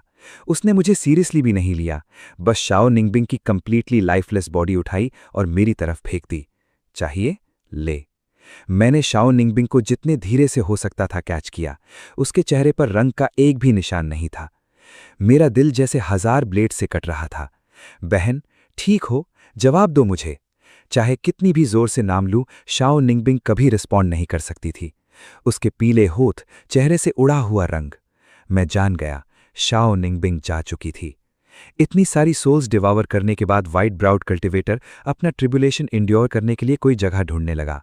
लेकिन जैसे ही वो जाने लगा, मैं सीधे उसके सामने खड़ा हो गया। मेरी बहन वापस कर उसे। मुझे इस हाल में देखकर व्हाइट ब्राउड कल्टिवेटर ने एक स्मग हंसी निकाली। बच्चे, तेरी बहन मर गई। आज मूड अच्छा है तो जाने दे रहा हूं, लेकिन अगर अपनी औकात नहीं समझी तो फिर मुझे मत कोसना। ठीक है, तो मैं बहन का बदला लेने के लिए तुझे मारूंगा। ये कहते हुए मैं व्हाइट ब्राउड कल्टिवेटर की तरफ और आगे बढ़ा। वो मुझे कुछ नहीं समझता था, लेकिन मेरे एक अटैक ने उसकी भौएं चढ़ा दी। व्हाइट ब्राउड कल्टिवेटर को एहसास हुआ ये बच्चा नेसेंट सोल कल्टिवेटर है, लेकिन मिड स्टेज डिवाइन ट्रांसफॉर्मेशन की स्ट्रेंथ से हिट कर रहा है। वो तुरंत टेंस हो गया। बच्चे किस सेक्ट से है? अगर कोई कनेक्शन निकला तो आज की बेइज्जती के बाद भी छोड़ सकता हूं। व्हाइट ब्राउड कल्टिवेटर को डर था कहीं ये किसी पावरफुल फैमिली का ना हो। अगर ऐसा है तो वो भी पंगा नहीं ले सकता। बस ये सोचकर उसे उस टाउन में आने का पछतावा हुआ। लेकिन एक बात उसे कंफ्यूज कर रही थी। अगर ये बच्चा इतने पावरफुल बैकग्राउंड से है तो उसकी छोटी बहन इतनी ऑर्डिनरी क्यों थी? लेकिन मैं कुछ सुनने की हालत में नहीं था। मैंने सीधे व्हाइट ब्राउड कल्टिवेटर पर पाम स्ट्राइक लॉन्च की, वो फाइटिंग स्टाइल जो मैंने सालों की हंटिंग से डेवलप की थी। व्हाइट ब्राउड कल्टिवेटर स्टन रह गया। ये स्वॉर्ड इंटेंट है, लेकिन इसके पास कोई स्वॉर्ड नहीं है। ये बेयर हैंड से स्वॉर्ड एनर्जी प्रोजेक्ट कर रहा है। व्हाइट ब्राउड कल्टिवेटर थोड़ा ओवर कॉन्फिडेंट हो गया था। मेरी पाम हिट उसने डायरेक्टली फेस की, जिससे उसके रोब का सामने वाला हिस्सा उड़ गया। रिएक्ट करने से पहले ही मैं फिर आ गया, एकदम close quarters combat. Dao integration level के कल्टिवेटर के खिलाफ, जो मुझसे बहुत ऊपर था, मैं प्योर रॉ इंस्टिंक्ट और शेयर गैस्पिरेशन पर लड़ रहा था। लेकिन बाहर से देखने वालों को यह सुसाइड रन लग रहा था। फिर भी मेरे रेकलेस ऑल आउट असॉल्ट में white browed monk actually struggle करने लगा। फिर उसने कोल्ड स्नॉट निकाला। उसके डाओ मेल्डिंग रेल्म के प्रेशर ने मुझे उड़ा दिया, लेकिन मैंने पीछे हटने से मना कर दिया। मैं उसके साथ क्लोज कॉम्बैट में था और साथ में बाहों में लड़की को थामे था। एक भी हिट उसे नहीं लगने दे रहा था, भले ही वो पहले से एक ठंडी लाइफलेस बॉडी थी। अंदर की रेज जैसे जैसे और जलने लगी, मेरे ड्यूअल प्यूपल्स वहीं स्प्लिट होने लगे। एक पल में एक इनविजिबल ओवरवेलमिंग प्रेजेंस बाहर एक्सप्लोड हो गई और white browed monk completely stunned रह गया। उसने तुरंत रिकग्नाइज किया ड्यूअल प्यूपल्स, और बस उसी के साथ उसके चेहरे पर प्योर वाइल्ड एक्साइटमेंट फैल गई। अगर वो पावर खुद के लिए ले सके तो किसी हेवनली ट्रिबुलेशन की क्या परवाह। सिर्फ ट्रिबुलेशन क्रॉस करना नहीं, यहां तक कि ग्रैंड एंसॉन्ट या उससे आगे क्वाजी एम्परर, यहां तक कि इमॉर्टल एम्परर और ग्रैंड एम्परर, वो इन सब के लिए लड़ सकता है। और खासकर जब उसने देखा कि सामने का बच्चा बस नेसेंट सोल रेल्म में था, व्हाइट प्राउड मंक को लगा जैसे हेवन खुद उसके साथ है। बच्चे, तुम्हारी ड्यूअल प्यूपल्स की पावर से मैं ग्रैंड एम्परर तक का रास्ता बनाऊंगा। इसके साथ व्हाइट ब्राउड मंक ने अपना मैसिव हाथ आगे बढ़ाया, सीधे उस लड़के को पकड़ने के लिए जिसे उसने लॉकडाउन किया था। लेकिन अगले सेकंड मेरी आंखों में डार्क लाइट की एक फ्लैश आई और मैंने उसी जगह उसकी रेस्ट्रेंट शैटर कर दी। व्हाइट ब्राउड मंक एक पल रुका, ऑलमोस्ट डिसबिलीफ में। ड्यूअल प्यूपल्स की पावर के वर्दी है। इस बार उसने मुझे अंडर एस्टिमेट करना बंद कर दिया। वो जानता था कि जब तक वो सीरियस हो जाए, इस बच्चे के जीतने का 0 चांस था। व्हाइट ब्राउड मंक की एक दहाड़ के साथ उसके हाथों में एक pitch black soul banner materialise हुआ। अलायंस के मेंबर्स ने जैसे ही उसे देखा, गुस्से से भड़क उठे, क्योंकि उस बैनर में इस आदमी के हाथों मारे गए अनगिनत लोगों की सोल्स कैद थीं, और उससे निकलती एनर्जी से साफ था कि उसके शिकार ज्यादातर ऑर्डिनरी अलायंस कल्टिवेटर्स थे। ये सीधा सीधा ईविल था। हर कोई उसे वहीं काट देना चाहता था। व्हाइट ब्राउड मंक ने सोल बैनर अनलीश किया। उन डार्क रिजेंटफुल रेथ एनर्जीज ने मेरे कंधे को रैप कर लिया। वो मेरा पूरा आर्म रिप करने की कोशिश कर रहा था, लेकिन अगले मोमेंट मेरे डुअल प्यूपल से गोल्डन लाइट का एक बर्स्ट एक्सप्लोड हुआ और एक गोल्डन स्वॉर्ड शूटिंग आउट हो गई। अलायंस मेंबर्स फ्लोट रह गए। क्या ये डुअल प्यूपल्स की आई फॉर्ज डिवाइन वेपन एबिलिटी है? जो एनर्जी फील हो रही थी, उससे लग रहा था ये गोल्डन स्वॉर्ड कम से कम टॉप ग्रेड स्पिरिट वेपन है। हाँ, टॉप ग्रेड दूसरों के लिए कुछ नहीं था, लेकिन हेवनली एम्परर के लेवल के एक बच्चे के लिए top grade spirit weapon game changer था, क्योंकि व्हाइट ब्राउड मंक ने इतनी मेहनत से जो सोल बैनर फौज किया था वो मुश्किल से मिड ग्रेड रेंज था, और डुअल प्यूपल्स ने कैजुअली टॉप ग्रेड चीज थिन एड से कंजोर कर ली। तो आगे चलकर इस बच्चे के डुअल प्यूपल्स कितने टेरिफाइंग बनेंगे। तभी एक स्ट्रेंज थॉट सबके दिमाग में एक साथ आई। उन्होंने हेवनली एम्परर को कभी इस तरह डुअल प्यूपल्स यूज करते नहीं देखा था। मेरे गोल्डन स्वॉर्ड के स्विंग में व्हाइट ब्राउड मंक के सोल बैनर की रेत एनर्जी ब्लेड की गोल्डन लाइट से टकराई और बिल्कुल ऐसे सिकुड़ गई जैसे बिल्ली को देखकर चूहा भागे।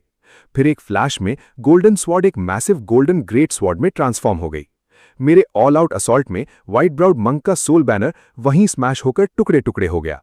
बैकलैश ने व्हाइट ब्राउड मंक को जोर से हिट किया।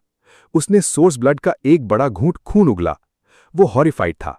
उसने सोचा भी नहीं था कि उससे 2 फुल रेल्म्स नीचे का कोई उसका सबसे प्राइस ट्रेजर उड़ा सकता है। लेकिन वही हुआ।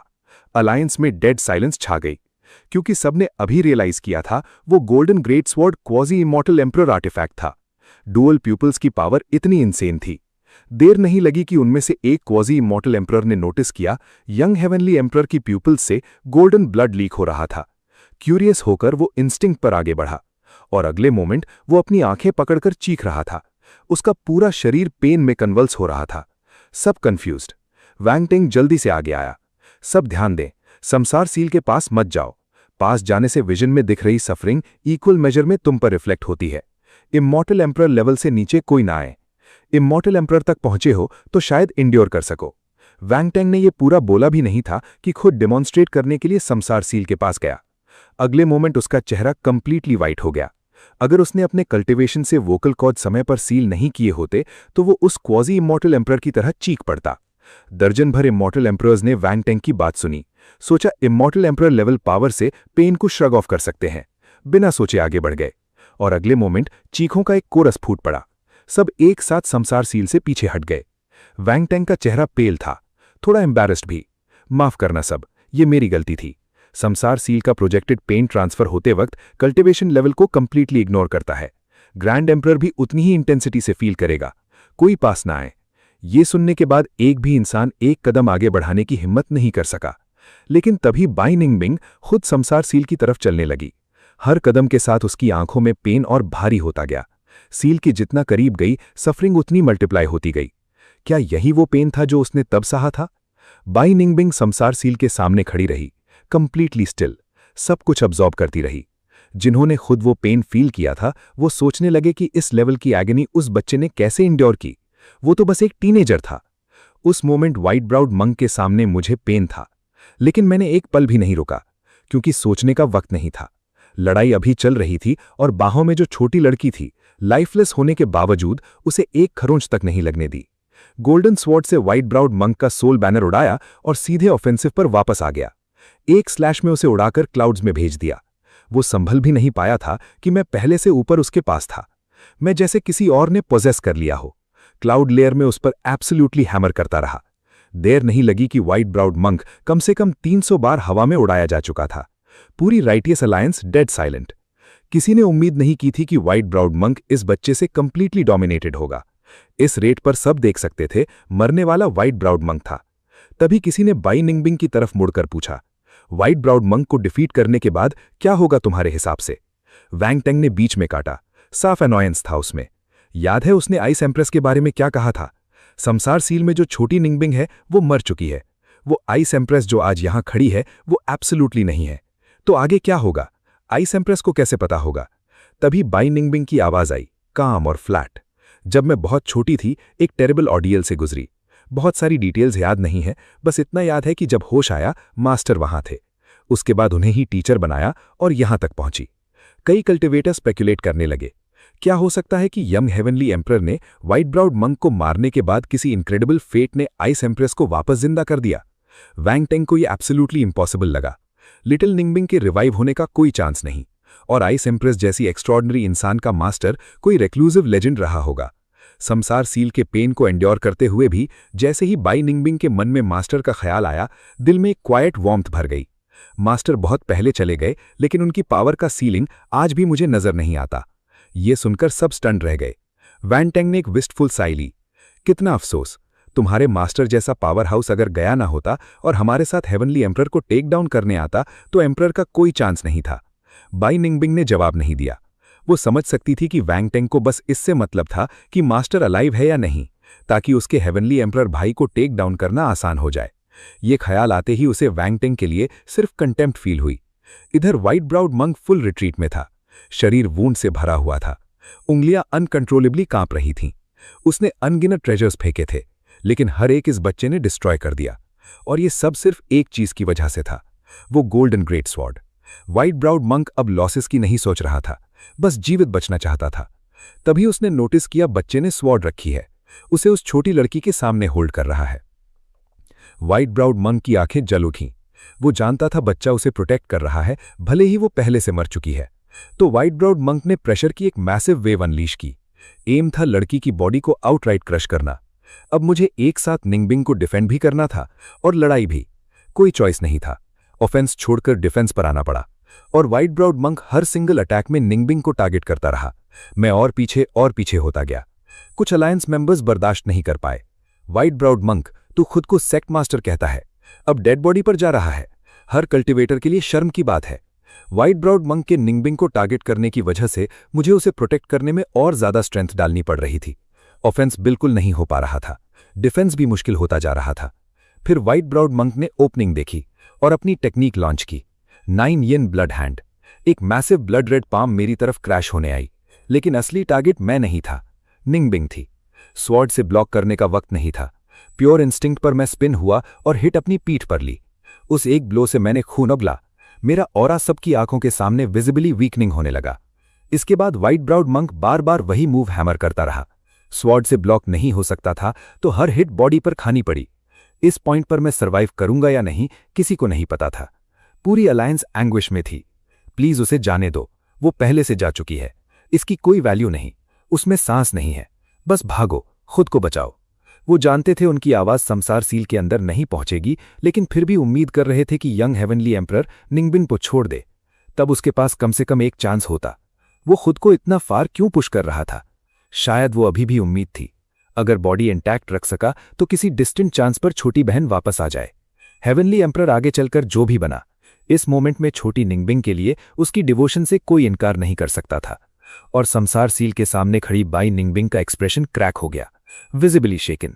उसे अचानक याद आया, भाई ने एक बार विलेज वालों से कहा था, वो मेरी छोटी बहन है, जब तक मेरे पास खाने को एक बाइट है उसे कभी भूखा नहीं रहने दूंगा।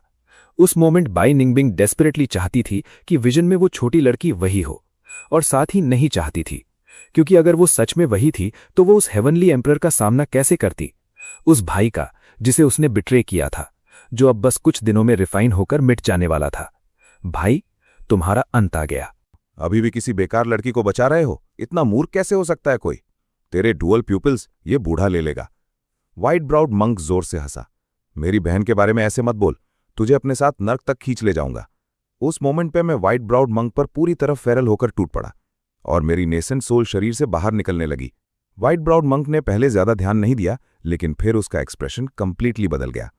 अलायंस मेंबर्स शॉक में आ गए। ये पागल हो गया, ये एक्चुअली अपनी नेसेंट सोल ब्लो करने वाला है। इस तरह के एक्सप्लोजन के बाद वो कभी नेसेंट सोल रेल्म में वापस नहीं जा सकता। व्हाइट ब्राउड मंक भी फ्रीज हो गया। उसने इतनी terrifying purple mansion nascent soul कभी नहीं देखी थी। ज्यादातर लोगों की नेसेंट सोल फिस्ट जितनी होती है, लेकिन इस बच्चे की पूरे मैंशन जैसी थी। और फिर मेरी purple mansion nascent soul detonate हो गई। ब्लास्ट ने व्हाइट ब्राउड मंक को एक पल में कई डेकेड्स बूढ़ा कर दिया, और सबसे बुरा, उसकी सोल को डायरेक्ट डिवेस्टेटिंग हिट लगी। वो एक बुरे मोमेंट से कंप्लीटली ऑब्लिटरेट होने की कगार पर था। पूरी अलायंस एक बिटर स्वीट ग्रीफ में डूब गई। हेवनली एम्परर ने अपनी बहन के लिए जो कुछ किया वो बहुत गट रेंचिंग था। तभी वैंग टैंग बाई निंगबिंग की तरफ मुड़ा। Ice empress, young heavenly emperor ने अभी अपनी purple mansion nascent soul blow की है। समसार सील से दूर हट जाओ, अभी खुद को उसी पेन से गुजारने की कोई जरूरत नहीं। बाई निंगबिंग नहीं हिली। वो एक ऐसे पेन को एंड्योर कर रही थी जिसकी कल्पना भी मुश्किल थी। वो खुद बमुश्किल होल्ड कर पा रही थी, लेकिन उसने नोटिस किया, समसार सील में वो भाई ने एक बार भी भौं नहीं चढ़ाई। ग्रैंड एम्परर बनने के बाद से बाई निंगबिंग ने सालों से रियल पेन फील नहीं किया था, लेकिन अब पेन उसे हैमर कर रहा था और उसके साथ पुरानी मेमोरीज के फ्रैगमेंट सर्फेस होने लगे। याद आया बचपन में वो पेन से बहुत डरती थी। ग्रैंड एम्परर बनने से हिम्मत नहीं आई थी, बस इतना था कि इतने लंबे समय से रियल पेन फील नहीं हुआ था, क्योंकि जब वो छोटी थी भाई हमेशा वहां था और उसने कभी उसे जरा सी भी चोट नहीं लगने दी। विजन के सीन्स यंग हेवनली एम्परर और छोटी निंगबिंग उसकी अपनी मेमोरीज के साथ ओवरलैप होने लगे। संसार सील के अंदर व्हाइट ब्राउड मंक ने फिर खून का एक घूंट उगला। वो कंप्लीटली मेस में था। उसकी कल्टीवेशन गॉड ट्रांसफॉर्मेशन रेल्म तक गिर चुकी थी, लेकिन बच्चे को फिनिश करने के लिए अभी भी काफी था। व्हाइट ब्राउड मंक चिल्लाता रहा, डुअल प्यूपल्स की पावर मेरी है, मेरी। 2 डिवाइन वेपन्स कंडेंस करने के बाद मेरी आंखों से गोल्डन ब्लड की धाराएं बह रही थी। मैंने डुअल प्यूपल्स फिर यूज करने की कोशिश की, नहीं हुआ, बहुत फार गॉन था। व्हाइट ब्राउड मंक को मेरी और निंगबिंग की तरफ आते देखा। मैंने जबड़े भींचे और एक डिसीजन किया। उस मोमेंट मेरे शरीर के अंदर का विशाल बाउंडलेस की सी पूरी तरह ब्लो ओपन हो गया। सब कुछ पूरी फोर्स से डुअल प्यूपल्स की तरफ सर्च करने लगा। अलायंस मेंबर्स ने हॉरर में चिल्लाया, अगर वो इस तरह सोर्स की जला देगा तो बाकी जिंदगी के लिए कंप्लीट होगा, कभी कल्टीवेट नहीं कर पाएगा। और यंग हेवनली एम्परर का कीसी, वहां मौजूद किसी ने भी इससे मैसिव नहीं देखा था। एक एवरेज कल्टीवेटर का कीसी ज्यादा से ज्यादा एक रिवर जितना होता है, लेकिन उसका एक वास्ट ओशन था, एब्सोल्युटली बाउंडलेस। इसे डिस्ट्रॉय होते देखना एक रियल ट्रेजेडी था। व्हाइट ब्राउड मंक ने मैसिव अमाउंट एसेंस ब्लड जलाई, एक फाइनल ऑल आउट स्ट्राइक के लिए तैयार हो रहा था, लेकिन वो लॉन्च भी नहीं कर पाया। मेरे ओवरवेलमिंग कीसी ने उसे पूरी तरह स्वॉलो कर लिया, और साथ ही मेरे राइट डुअल प्यूपल ने टेरिफाइंग लाइट की एक बीम फायर की। पूरी स्पेस कांप उठी। डार्क लाइट की एक रेस सीधे व्हाइट ब्राउड मंक पर गई। उसका शरीर वहीं 2 टुकड़ों में स्प्लिट हो गया। व्हाइट ब्राउड मंक खत्म और पूरी अलायंस एब्सोल्युटली ब्लोन अवे। ये बच्चा एक टीनेजर होते हुए भी ऑब्लिटरेशन डार्क लाइट मास्टर कर चुका था। सब अग्री थे, यंग हेवनली एम्परर एक अलग लेवल पर था, लेकिन नेसेंट सोल डेटोनेट हो चुकी थी। आंखों से गोल्डन ब्लड अभी भी बह रहा था। सब देख सकते थे यंग हेवनली एम्परर बमुश्किल टिका हुआ था। अगर वो बाहों में उस मरी हुई लड़की को छोड़ने से इनकार न करता तो कभी इतना बुरा ना होता। और संसार सील के सामने खड़ी बाई निंगबिंग की खूबसूरत आंखें कांप रही थीं। उसके समझ में नहीं आ रहा था कि यंग हेवनली एम्परर ने ये सब कैसे एंड्योर किया। और जैसे जैसे वो सोचती रही और ज्यादा चाइल्डहुड मेमोरीज उसके मन में फोकस होने लगी। व्हाइट ब्राउड डाओइस्ट को काटते हुए मेरा शरीर कंप्लीटली स्पेंट हो चुका था। मैं सीधे जमीन की तरफ गिरा, आखिरी ताकत से निंगबिंग को ऊपर थामे रखा, अपनी पीठ नीचे की तरफ। तभी वैंग टैंग ने फिर आवाज उठाई, अब तो साफ है, हेवनली एम्परर के डुअल प्यूपल्स में स्पेसिफिकली राइट आई में सिर्फ ऑब्लिटरेशन डार्क लाइट है, रेस्टोरेशन व्हाइट लाइट नहीं है। जिसका मतलब जब बाद में तुमने फोर्सिबली आइस एम्प्रेस का डुअल प्यूपल लिया तो सिर्फ उसकी रेस्टोरेशन व्हाइट लाइट चुराने के लिए। वैंग टैंग के लिए कहते ही कमरे में हर कल्टीवेटर बाइनिंग बिंग की तरफ मुड़ गया और कुछ अजीब सा फील हुआ, क्योंकि लोगों ने बिंग को ट्विन प्यूपल्स यूज करते देखा था, लेकिन रिवाइवल की व्हाइट लाइट जैसा नहीं लगा। और बाइंडिंग बिंग खुद किसी से बेहतर जानती थी। उसने रिवाइवल की व्हाइट लाइट कभी एक बार भी यूज नहीं की। उसकी ट्विन प्यूपल्स हमेशा से प्योर डिस्ट्रक्शन की फोर्स थीं, ऑब्लिटरेशन की ब्लैक लाइट।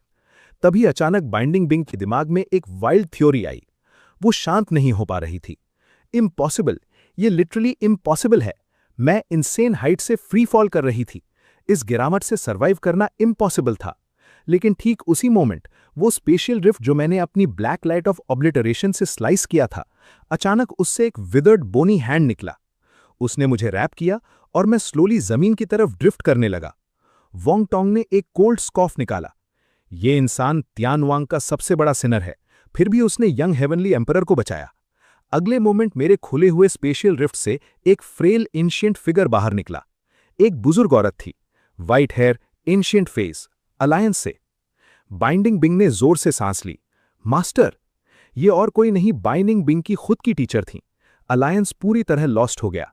किसी ने ये नहीं सोचा था, ये बुजुर्ग औरत जो अभी अपीयर हुई, एम्प्रेस निंगबिंग की मास्टर थीं। वोंग टोंग का चेहरा उतर गया। मॉर्टिफाइड था, क्योंकि उसने अभी उनके बारे में ट्रैश बोली थी। एम्प्रेस निंगबिंग, मेरा आपके मास्टर के प्रति कोई डिसरिस्पेक्ट नहीं था। और सीनियर, आपका शुक्रिया जान बचाने के लिए। मैंने बड़ी मुश्किल से बुजुर्ग औरत को बाव किया। वो वार्मली मुस्कुराई। कोई बात नहीं, मैं एक अलग स्पेशल डायमेंशन में था जब तुम्हारा रिफ्ट स्लाइस करना सेंस हुआ। कहूंगा ये फेट है। फिर कुछ दिमाग में आया। उम्मीद की एक आखिरी फ्लिकर उठी। सीनियर, कृपया मेरी छोटी बहन को बचाओ। उसने मुझे देखा जब मैंने ये कहा। बुजुर्ग औरत ने फ्लैटली जवाब दिया, वो मर चुकी है। मरे हुए लोगों का मेरे लिए कोई यूज नहीं, उसे क्यों बचाऊं? पूरी अलायंस डेड साइलेंट हो गई। सबने अज्यूम किया था कि ये काइंड हार्टेड बुजुर्ग औरत ऑब्वियसली लिटिल निंगबिंग को वापस लाएंगी, लेकिन रियलिटी ने उन्हें हार्ड स्लैप मारा और बाइंडिंग बिंग वहीं फ्रीज हो गई। तो मास्टर हमेशा से मेरे साथ अच्छी थी, सिर्फ मेरी ट्विन प्यूपल्स की वजह से। बाइंडिंग बिंग को गट पंच जैसी रियलाइजेशन हुई। कोई भी बिना कारण काइंड नहीं होता, लेकिन तब टेन ने लिटिल निंगबिंग के साथ बिना किसी गेन के जो किया वो किस खाते में। ठीक उसी मोमेंट बाइंडिंग बिंग को लगा उसका पूरा बिलीफ सिस्टम हिलने लगा। देखकर कि बुजुर्ग औरत ने लिटिल निंगबिंग को बचाने से मना कर दिया, मैं एंग्शियस हो गया। सीनियर, मैं भी बेसिकली तुम्हारे लिए एक मरा हुआ आदमी हूं, तो तुमने मुझे बचाया लेकिन मेरी बहन को नहीं। बुजुर्ग औरत ने फिर से मुस्कुराया। तुम अलग हो, तुम्हारे पास ट्विन प्यूपिल्स हैं, इसलिए तुम मेरे काम के हो।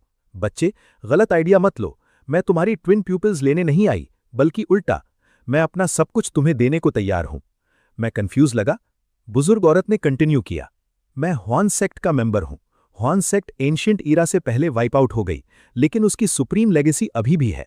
मैंने ईयर्स किसी ऐसे इंसान को ढूंढने में लगाए जो इसे आगे ले जाने के योग्य हो।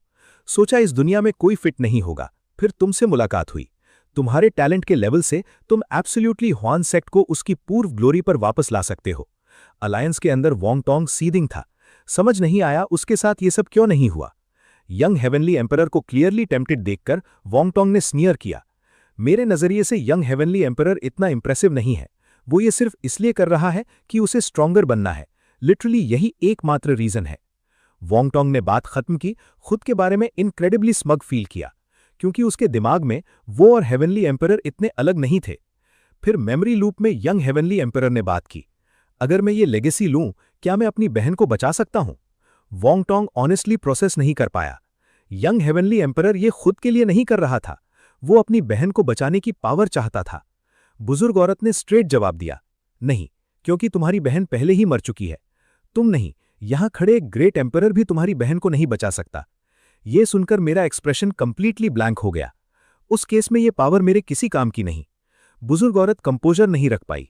ध्यान से सोचो, भले ही इस लेगेसी से बहन को नहीं बचा सकते, लेकिन ये तुम्हारी स्ट्रेंथ रिस्टोर कर सकती है। ऐसी चीज बेकार कैसे हो सकती है?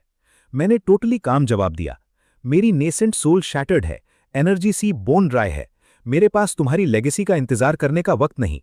बुजुर्ग औरत ने लाइटली मुस्कुराई, तुम्हारे पास ट्विन प्यूपिल्स हैं, ये अकेले तुम्हें सबसे ऊपर रखता है। ट्विन प्यूपिल्स की इनेट पावर से तुम्हारी इंजरीज जल्दी हील हो सकती हैं। फिर एक आइडिया स्पार्क हुआ, क्या होगा अगर मेरी बहन के पास ट्विन प्यूपिल्स हों? क्या वो हॉर्न सेक्ट लेगेसी रिसीव कर सकती है? और अगर वो लेगेसी रिसीव कर ले, क्या वो वापस जी सकती है? बुजुर्ग औरत ने सिर हिलाया, तुम्हारी बहन के पास ट्विन प्यूपिल्स नहीं है, वो बस एक ऑर्डिनरी पर्सन है। जिस मोमेंट में स्टेप इन किया, मैंने दोनों के टैलेंट साफ देखे। अपनी मरी हुई बहन को जाने दो, जब तुम काफी स्ट्रांग हो जाओ, उस जैसी बहन चाहे उतनी ढूंढ सकते हो, कोई बड़ी बात नहीं। बुजुर्ग औरत यंग मैन को इसे छोड़कर हॉर्न सेक्ट लेगेसी एक्सेप्ट करने के लिए मनूवर कर रही थी, लेकिन एक लंबे साइलेंस के बाद मैंने उसकी आंखों में सीधे देखा। क्या होगा अगर मैं कोई भी प्राइस देने को तैयार हूं? क्या तब वो लेगेसी रिसीव कर सकती है? क्या वो वापस जी सकती है? ये अलायंस पर थंडरबोल्ट की तरह लगा। क्या हेवनली एम्परर ने वही कहा जो मुझे लगा? वो अपनी आंख बहन को देगा, फिर लिटिल निंगबिंग लेगेसी लेगी और वापस जीवित हो जाएगी। हम ट्विन प्यूपिल्स की बात कर रहे हैं, कोई सेन इंसान उसे सिंपली देगेगा? रुको, अगर ये उस वक्त सच में काम किया, तो अभी एम्प्रेस निंगबिंग के पास जो ट्विन प्यूपिल्स हैं, कोई भी वो सेंटेंस कंप्लीट करने की हिम्मत नहीं कर पाया, क्योंकि इम्प्लीकेशन बहुत बड़ा था। और बाइंडिंग बिंग जो मेमोरी लूप से देख रही थी, कंप्लीटली ओवरवेल्म था। ये आंखें सच में मेरे भाई से आई थीं, लेकिन मैंने लिटरली उसे स्टैब किया। भाई, मैं तुम्हारे सामने कैसे फेस करूं? वोंग टोंग ने सबको काम करने के लिए स्टेप इन किया। ज्यादा मत सोचो, हेवनली एम्परर डेफिनेटली फेल हुआ था। लिटिल निंगबिंग मर चुकी थी, ये एक हार्ड फैक्ट है जिससे कोई आर्ग्यू नहीं कर सकता। बुजुर्ग औरत क्लियरली मेरे आइडिया से शेकिन थी। कुछ देर सोचने के बाद आखिरकार बोली, बच्चे, मैं तुम्हारे अपनी बहन से प्यार की रिस्पेक्ट करती हूं, लेकिन तुम्हें सच बताना होगा। भले ही उसे ट्विन प्यूपिल्स दो, अभी भी वो एक मरी हुई इंसान है। एक मरी हुई इंसान हॉर्न सेक्ट लेगेसी रिसीव नहीं कर सकती। मेरी आंखें चमक उठीं। बिल्कुल सही सीनियर, एक मरी हुई इंसान लेगेसी रिसीव नहीं कर सकती। लेकिन सीनियर, हाँ, तुम पहले मेरी बहन को जिंदा कर सकते हो, राइट? बुजुर्ग औरत फ्लस्टर्ड हो गई। क्या तुम सीरियस हो? मैंने कब कहा कि मैं उसे वापस ला सकती हूं? मैंने कंटिन्यू किया, अगर सच में नहीं कर सकते तो ये सब कहते नहीं, डिस्कस करने के लिए कुछ नहीं होता। तुम उसे बचा सकते हो सीनियर, मुझे बस एक जवाब चाहिए। क्या तुम्हारे पास मेरी बहन को बचाने की एबिलिटी है या नहीं? मुझे फीलिंग थी, और ये बुजुर्ग औरत झूठ नहीं बोल सकती थी। एक लंबे पॉज के बाद आखिरकार जवाब दिया, ठीक है, तुम सही हो। एक ग्रेट एम्परर भी तुम्हारी बहन को नहीं बचा सकता, लेकिन मैं बचा सकती हूं। अलायंस ने सांस ली। कोई नहीं समझ पाया कि ये बुजुर्ग औरत एक्चुअली कितनी पावरफुल थी। वोंग टोंग ने जंप इन किया। एम्प्रेस निंगबिंग की मास्टर सच में एक अलग लेवल पर है। नो वंडर एम्प्रेस निंगबैंग भी अपनी मास्टर की ट्रू कल्टीवेशन के पार नहीं देख पाई। किसी रीजन से वोंग टोंग को हमेशा इस बुजुर्ग औरत से एक स्ट्रेंज ऑलमोस्ट एथीरियल फीलिंग आती थी, जैसे कुछ जस्ट ऑफ है उनके बारे में। फिर अचानक वो फिर बोली, लेकिन मैं नहीं बचाऊंगी। तुम ह्वान सेक्ट के सबसे सूटेबल एयर हो। मैंने बिना हिचकिचाहट कहा, नहीं सीनियर, मैं बचाऊंगी, क्योंकि अभी थोड़ी देर में उसके पास मेरी ट्विन प्यूपल्स होंगी। और इसके साथ मैंने एक मूव किया जैसे अपनी खुद की आंख गाउच करने वाला हूं। बुजुर्ग औरत लिटरली जंप हो गई। बच्चे, कुछ क्रेजी मत करो। भले ही मैं उसे वापस लाऊं और सोल रिकॉल करूं, वो एक लिविंग डेड स्टेट में होगी। लेकिन अगर मेरी बहन लेगेसी रिसीव कर ले, क्या वो पूरी तरह रिस्टोर हो सकती है? बुजुर्ग औरत कुछ कहना चाहती थी, लेकिन क्लियरली झूठ नहीं बोल सकती थी। स्लोली सिर हिलाया। तो मेरे लिए इतना ही काफी है। इसके साथ मैंने एक हाथ ट्विन प्यूपल पर रखा और दूसरा लिटिल निंगबिंग के आई सॉकेट पर। बुजुर्ग औरत अभी भी मुझे मनाने की कोशिश कर रही थी, लेकिन मैं पहले ही उन्हें ट्यून आउट कर चुका था। अगले मोमेंट मैंने ट्विन प्यूपल की डिवाइल एबिलिटी एक्टिवेट की। प्यूपल की टेक्निक। मेमोरी लूप से देख रही बाइंडिंग बिंग अचानक कई कदम पीछे ठोकर खाई, face white as sheet. Pupil की टेक्निक सच में इतना हर्ट करती है। ये नेसेंट सोल एक्सप्लोड होने या एनर्जी सी ड्रेन होने से कहीं वर्स है। भीड़ में से कोई नहीं रह पाया पूछे बिना, क्या पहले किसी ने एक बार उसकी डिवाइन आइज फोर्सिबली नहीं ली थी? क्या ये लिटरली उसके लिए इस तरह के पेन का पहला बार था? बाइनिंग बिंग ने सिर हिलाया। उस बार हेवनली एम्परर ने पहले मुझे नॉकआउट कर दिया था, जब तक जागी ट्विन प्यूपल्स पहले ही जा चुकी थी। फिर बाइनिंग बिंग को कुछ हिट किया। शायद उस स्टोरी में और था जितना वो जानती थी, वरना उसका भाई ये उसके जागते हुए कर सकता था, उसे हर सेकंड फील करा सकता था। काफी वक्त बीता। लगभग ब्लैकआउट होने के पेन को पुश थ्रू करके किसी तरह होल्ड ऑन किया। जब फाइनली ओवर था, मेरी राइट आई एक ऑर्डिनरी आई बन गई। सीनियर, कृपया मेरी बहन को बचाओ। उस एक एक्ट ने ऑलमोस्ट मेरी आखिरी ताकत का हर ड्रॉप ड्रेन कर दिया था। बुजुर्ग औरत ने एक हेवी साई ली, रिलक्टेंटली एक फॉर्मेशन एरे सेट किया। साथ ही सोल एनर्जी का एक मैसिव सर्ज आउटवर्ड एक्सप्लोड हुआ। जल्द ही मैंने लिटिल निंगबिंग की सोल आसमान से स्लोली ड्रिफ्ट डाउन देखी। बुजुर्ग औरत की सोल कॉलिंग टेक्निक के नीचे लिटिल निंगबिंग का पेल फेस जल्दी से रंग में आ गया और वो ब्रीदिंग करने लगी। सीनियर, शुक्रिया। कृपया अभी मेरी बहन को ह्वान सेक्ट लेगेसी दो। बुजुर्ग औरत ने सोल कॉलिंग रोकी। लेगेसी यहां नहीं है। अभी मैं उसे स्पेशल रिफ्ट के जरिए लेगेसी ग्राउंड्स पर ले जाऊंगी। एक बार जब वो चली जाए, पता नहीं तुम दोनों दोबारा कब मिलोगे। मैंने एक क्वाइट हम किया, लिटिल निंगबिंग को बाहों में लिया। छोड़ना नहीं चाहता था, लेकिन जल्द ही मैंने सिर दूसरी तरफ कर लिया। सीनियर, कृपया मेरी बहन को ह्वान सेक्ट लेगेसी ग्राउंड्स पर ले जाओ।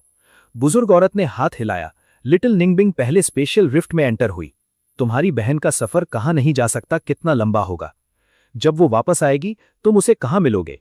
मैंने कामली जवाब दिया, चिंता मत करो, तब तक शायद मैं जिंदा नहीं रहूंगा। बुजुर्ग औरत की आंखें ट्रेम्बल्ड हुईं। उसे एहसास हुआ कि अभी अभी की वो विदाई यंग मैन की अपनी बहन से फाइनल गुड बाय थी। एक मोमेंट के थॉट के बाद बुजुर्ग औरत ने हाथ उठाया, बाइनिंग बिंग पर प्रेस किया, मेरे शरीर में एक सोल मार्क डाली। जब तुम्हारी बहन ट्रेनिंग कंप्लीट करके वापस आए, अगर तुम अभी भी जिंदा हो, वो ये मार्क से तुम्हें ढूंढेगे। सीनियर, शुक्रिया। मैंने वर्ड्स फोर्स करके निकाले। मुझे पता था ये मार्क शायद मैटर नहीं करेगा, लेकिन इसने मुझे होल्ड ऑन करने के लिए कुछ दिया, आगे बढ़ते रहने का एक रीजन। बुजुर्ग औरत ने रिग्रेट के साथ कहा, अफसोस है, मेरा ड्यूटी है सक्सेसर ढूंढना। लेगेसी ग्राउंड्स के सारे रिसोर्सेज उस सक्सेसर के हैं। मुझे उन्हें यूज करने का कोई राइट नहीं, वरना मैं तुम्हें इंजरीज ट्रीट करने के लिए मेडिसिन देती। लेकिन एक शॉर्ट पॉज के बाद बुजुर्ग औरत ने फिर भी कई सोल एनर्जी स्ट्रीम्स मेरे अंदर भेजे। सोल एनर्जी ने धीरे से मेरी सोल को नरिश किया। मैं फील कर सकता था मैं उस नियर डेड स्टेट से कहीं बेहतर कंडीशन में था, कम से कम जीवित रह सकता हूं। मैंने कंफ्यूज्ड होकर उसे देखा। वो मुस्कुराई। ह्वान सेक्ट रिसोर्सेज तुम्हारे लिए यूज नहीं कर सकती, लेकिन अपनी खुद की पावर से तो हेल्प कर सकती हूं। जैसा तुम देख सकते हो, मैं एक लंबे समय से डेड हूं, अभी एक सोल बॉडी के रूप में एग्जिस्ट करती हूं।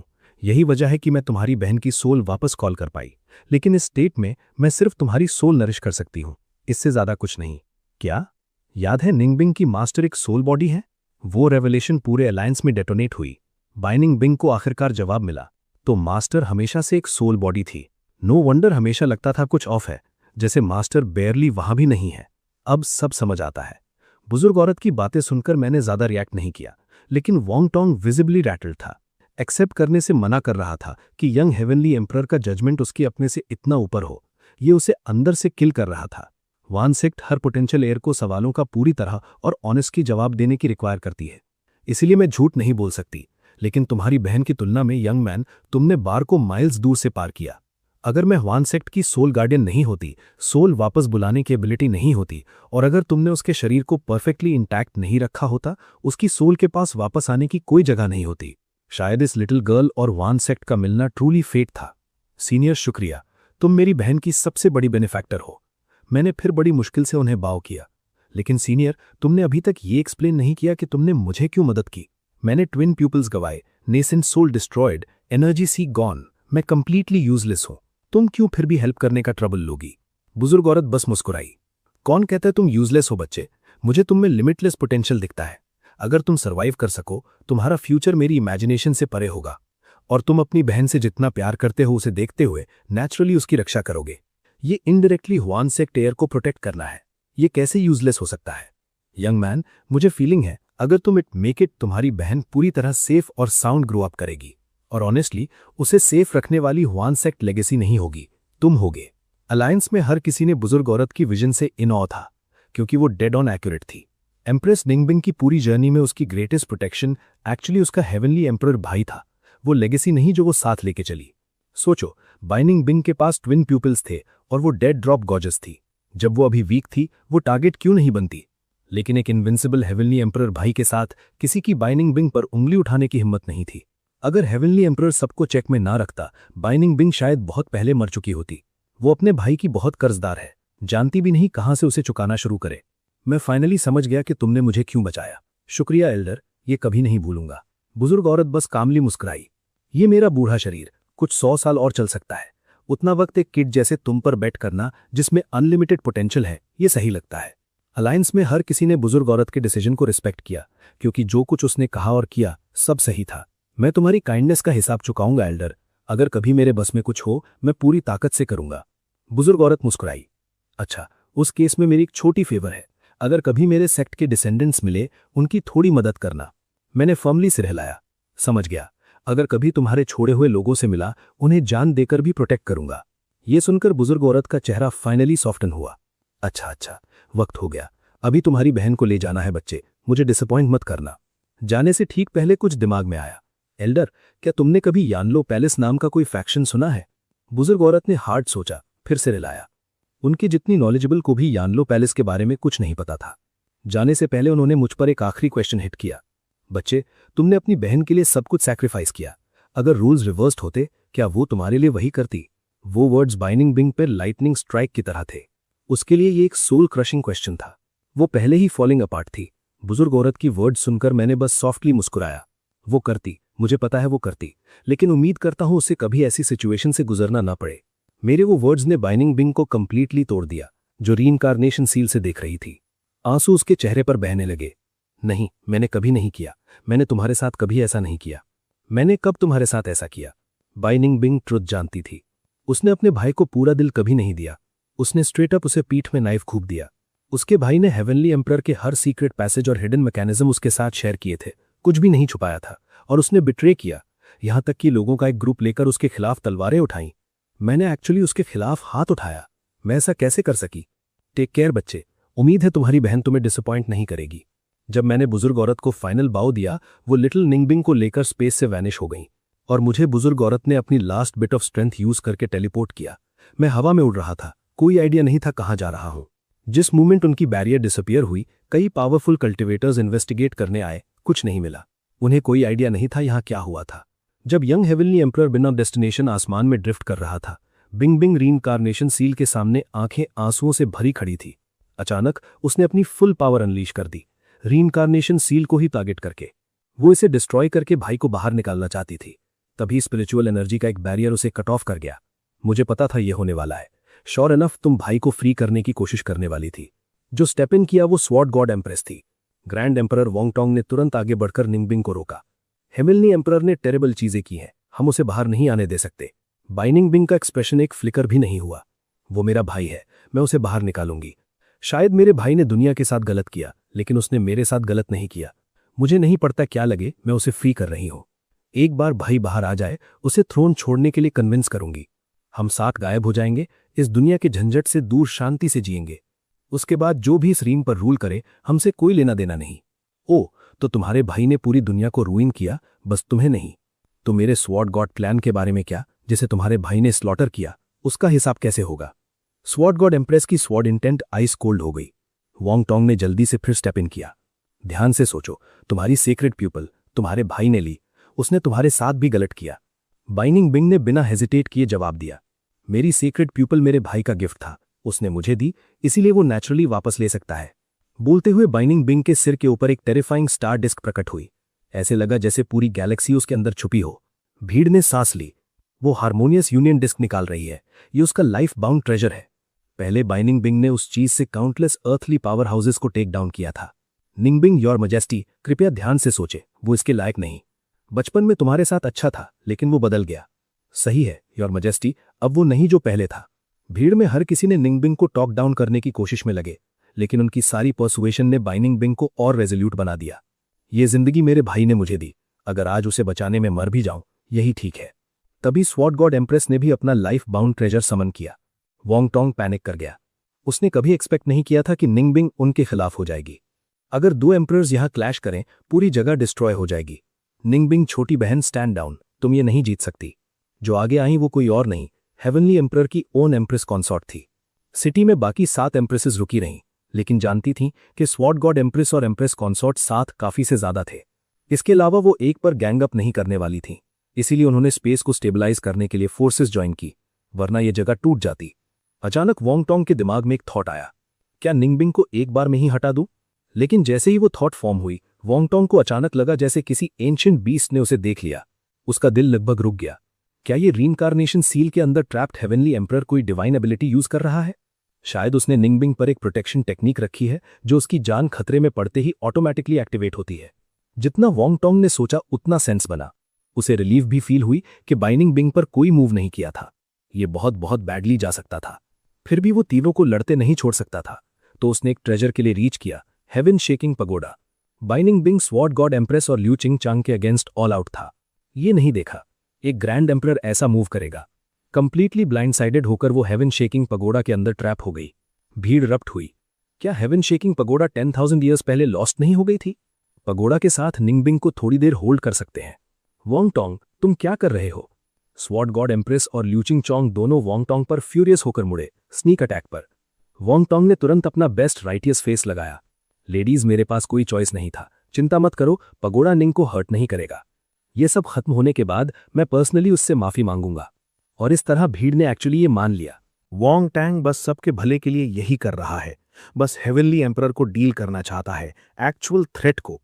ग्रैंड एम्परर ट्रूली दुनिया का सबसे अच्छा सोचते हैं। स्वॉर्ड गॉड एम्प्रेस ने वोंग टैंग को कोल्ड डिस्डेन से देखा। उसे प्रिटी गुड आइडिया था वो एक्चुअली क्या सोच रहा था, क्योंकि थोड़ी देर पहले उसने भी कुछ फील किया था, एक टेरिफाइंग फोर्स की तरह, जैसे कुछ उस पर लॉक हो गया। इधर पगोडा के अंदर बाइनिंग बिंग अपना हार्मोनियस यूनियन डिस्क से दीवारों पर हैमर कर रही थी, डेस्परेटली ब्रेकआउट करने की कोशिश। वोंग टोंग ने सबको रिलैक्स करने को कहा। पगोडा एक डिफेंसिव आर्टिफैक्ट है, यहां तक कि निंगबिंग इसे इतनी जल्दी तोड़ नहीं सकती। अब अगर स्वॉर्ड गॉड एम्प्रेस पगोडा तोड़ना चाहे, ये अलग बात है। स्वॉर्ड गॉड एम्प्रेस टॉल खड़ी थी, पीठ पर स्वॉर्ड। स्वॉर्ड दिल का ब्लेड है, ये किल भी कर सकती है और प्रोटेक्ट भी। मेरी स्पिरिचुअल हार्ट स्वॉर्ड कभी सिर्फ अटैक के लिए नहीं बनी। उन वर्ड्स कहने के मोमेंट वो किसी रीजन से फ्रीज हो गई। उसका सिर थ्रॉप करने लगा। ये वर्ड्स उसने अभी कहे, उसे लगा जैसे इन्हें कहीं पहले सुना है। अचानक वोंग टैंग ने पैनिक होकर चिल्लाया, निंगबिंग, क्या वो पागल हो गई? पगोडा के अंदर बाइनिंग बिंग अपना ब्लड एसेंस जला रही थी, वॉल्स पर अटैक कर रही थी। हार्मोनियस यूनियन डिस्क अब पहले से कहीं ज्यादा ब्राइटली ब्लेजिंग थी। वोंग शेकन था, लेकिन कंपोजर रखी। सब काम रहो, इतना हार जाने पर भी वो जल्दी ब्रेकआउट नहीं कर सकती, और अगर कर भी लिया, हेवनली एम्परर अभी फुल्ली रिफाइन नहीं हुआ। उसकी पावर ग्रैंड एम्परर लेवल से नीचे वीकेंड होगी। उस पॉइंट पर वो कोई वरी नहीं। इससे भीड़ के नर्व्स ईज हुए। सबके हिसाब से चीजें अच्छी दिख रही थी, बस हेवनली एम्परर के फुल्ली रिफाइंड होने का इंतजार था। इधर रीइंकार्नेशन सील के अंदर मैं सब अनफोल्ड होते देख रहा था। बाइनिंग बिंग को मुझे बचाने के लिए क्रेजी फाइट करते देख रहा था। दिल हैवी फील हो रहा था। बार बार वो चाइल्डहुड स्टोरी के बारे में सोच रहा था जो मैंने बनाई। मेड अप नहीं लग रही थी, रियल लग रही थी, जैसे एक्चुअली मेरे साथ हुआ। लेकिन इस पर ड्वेल करने का वक्त नहीं था। बाइनिंग बिंग अकेले मुझे बाहर नहीं निकाल सकती, कुछ और ग्रैंड एम्परर्स को अपनी तरफ फ्लिप करना था। तो मेरी नज़र स्वॉर्ड गॉड एम्प्रेस पर गई, क्योंकि उसकी स्पिरिचुअल हार्ट स्वॉर्ड की ऑफेंसिव पावर अनमैच्ड कहलाती है। तुम ही हो। मैंने जल्दी से उसके बारे में जो मेमोरी फ्रैगमेंट्स थे एक साथ जोड़े, ध्यान से सोचा, फिर कुछ रीइंकार्नेशन सील पर प्रोजेक्ट किया, उसे रीराइट करना शुरू किया। किसी रीजन से जो कुछ मैं बना रहा था वो एक्चुअली हुआ जैसा फील हो रहा था, जैसे रियल हो। तभी भीड़ में से किसी ने चिल्लाया, देखो, रीइंकार्नेशन सील में एक और सीन है। सील थोड़ी देर के लिए डार्क हो गया था। लोगों ने अज्यूम किया था ये तीनों एम्प्रेसेस के क्लैश की वजह से था। अब फाइट रुकने के बाद सील के विजन्स फिर से शुरू हो रहे थे और पास्ट फिर से रीइंकार्नेशन सील के अंदर प्ले आउट हो रहा था। सील के अंदर, वहां जहां मैंने वाइट ब्राउ कल्टीवेटर से फाइट की थी, दर्जनों पावरफुल कल्टीवेटर्स आए थे, लेकिन पूरी तरह एम्प्टी हैंडेड गए। लिटिल निंगबिंग को एल्डर पहले ही ले जा चुकी थी और मुझे कहीं बहुत दूर टेलीपोर्ट किया गया था।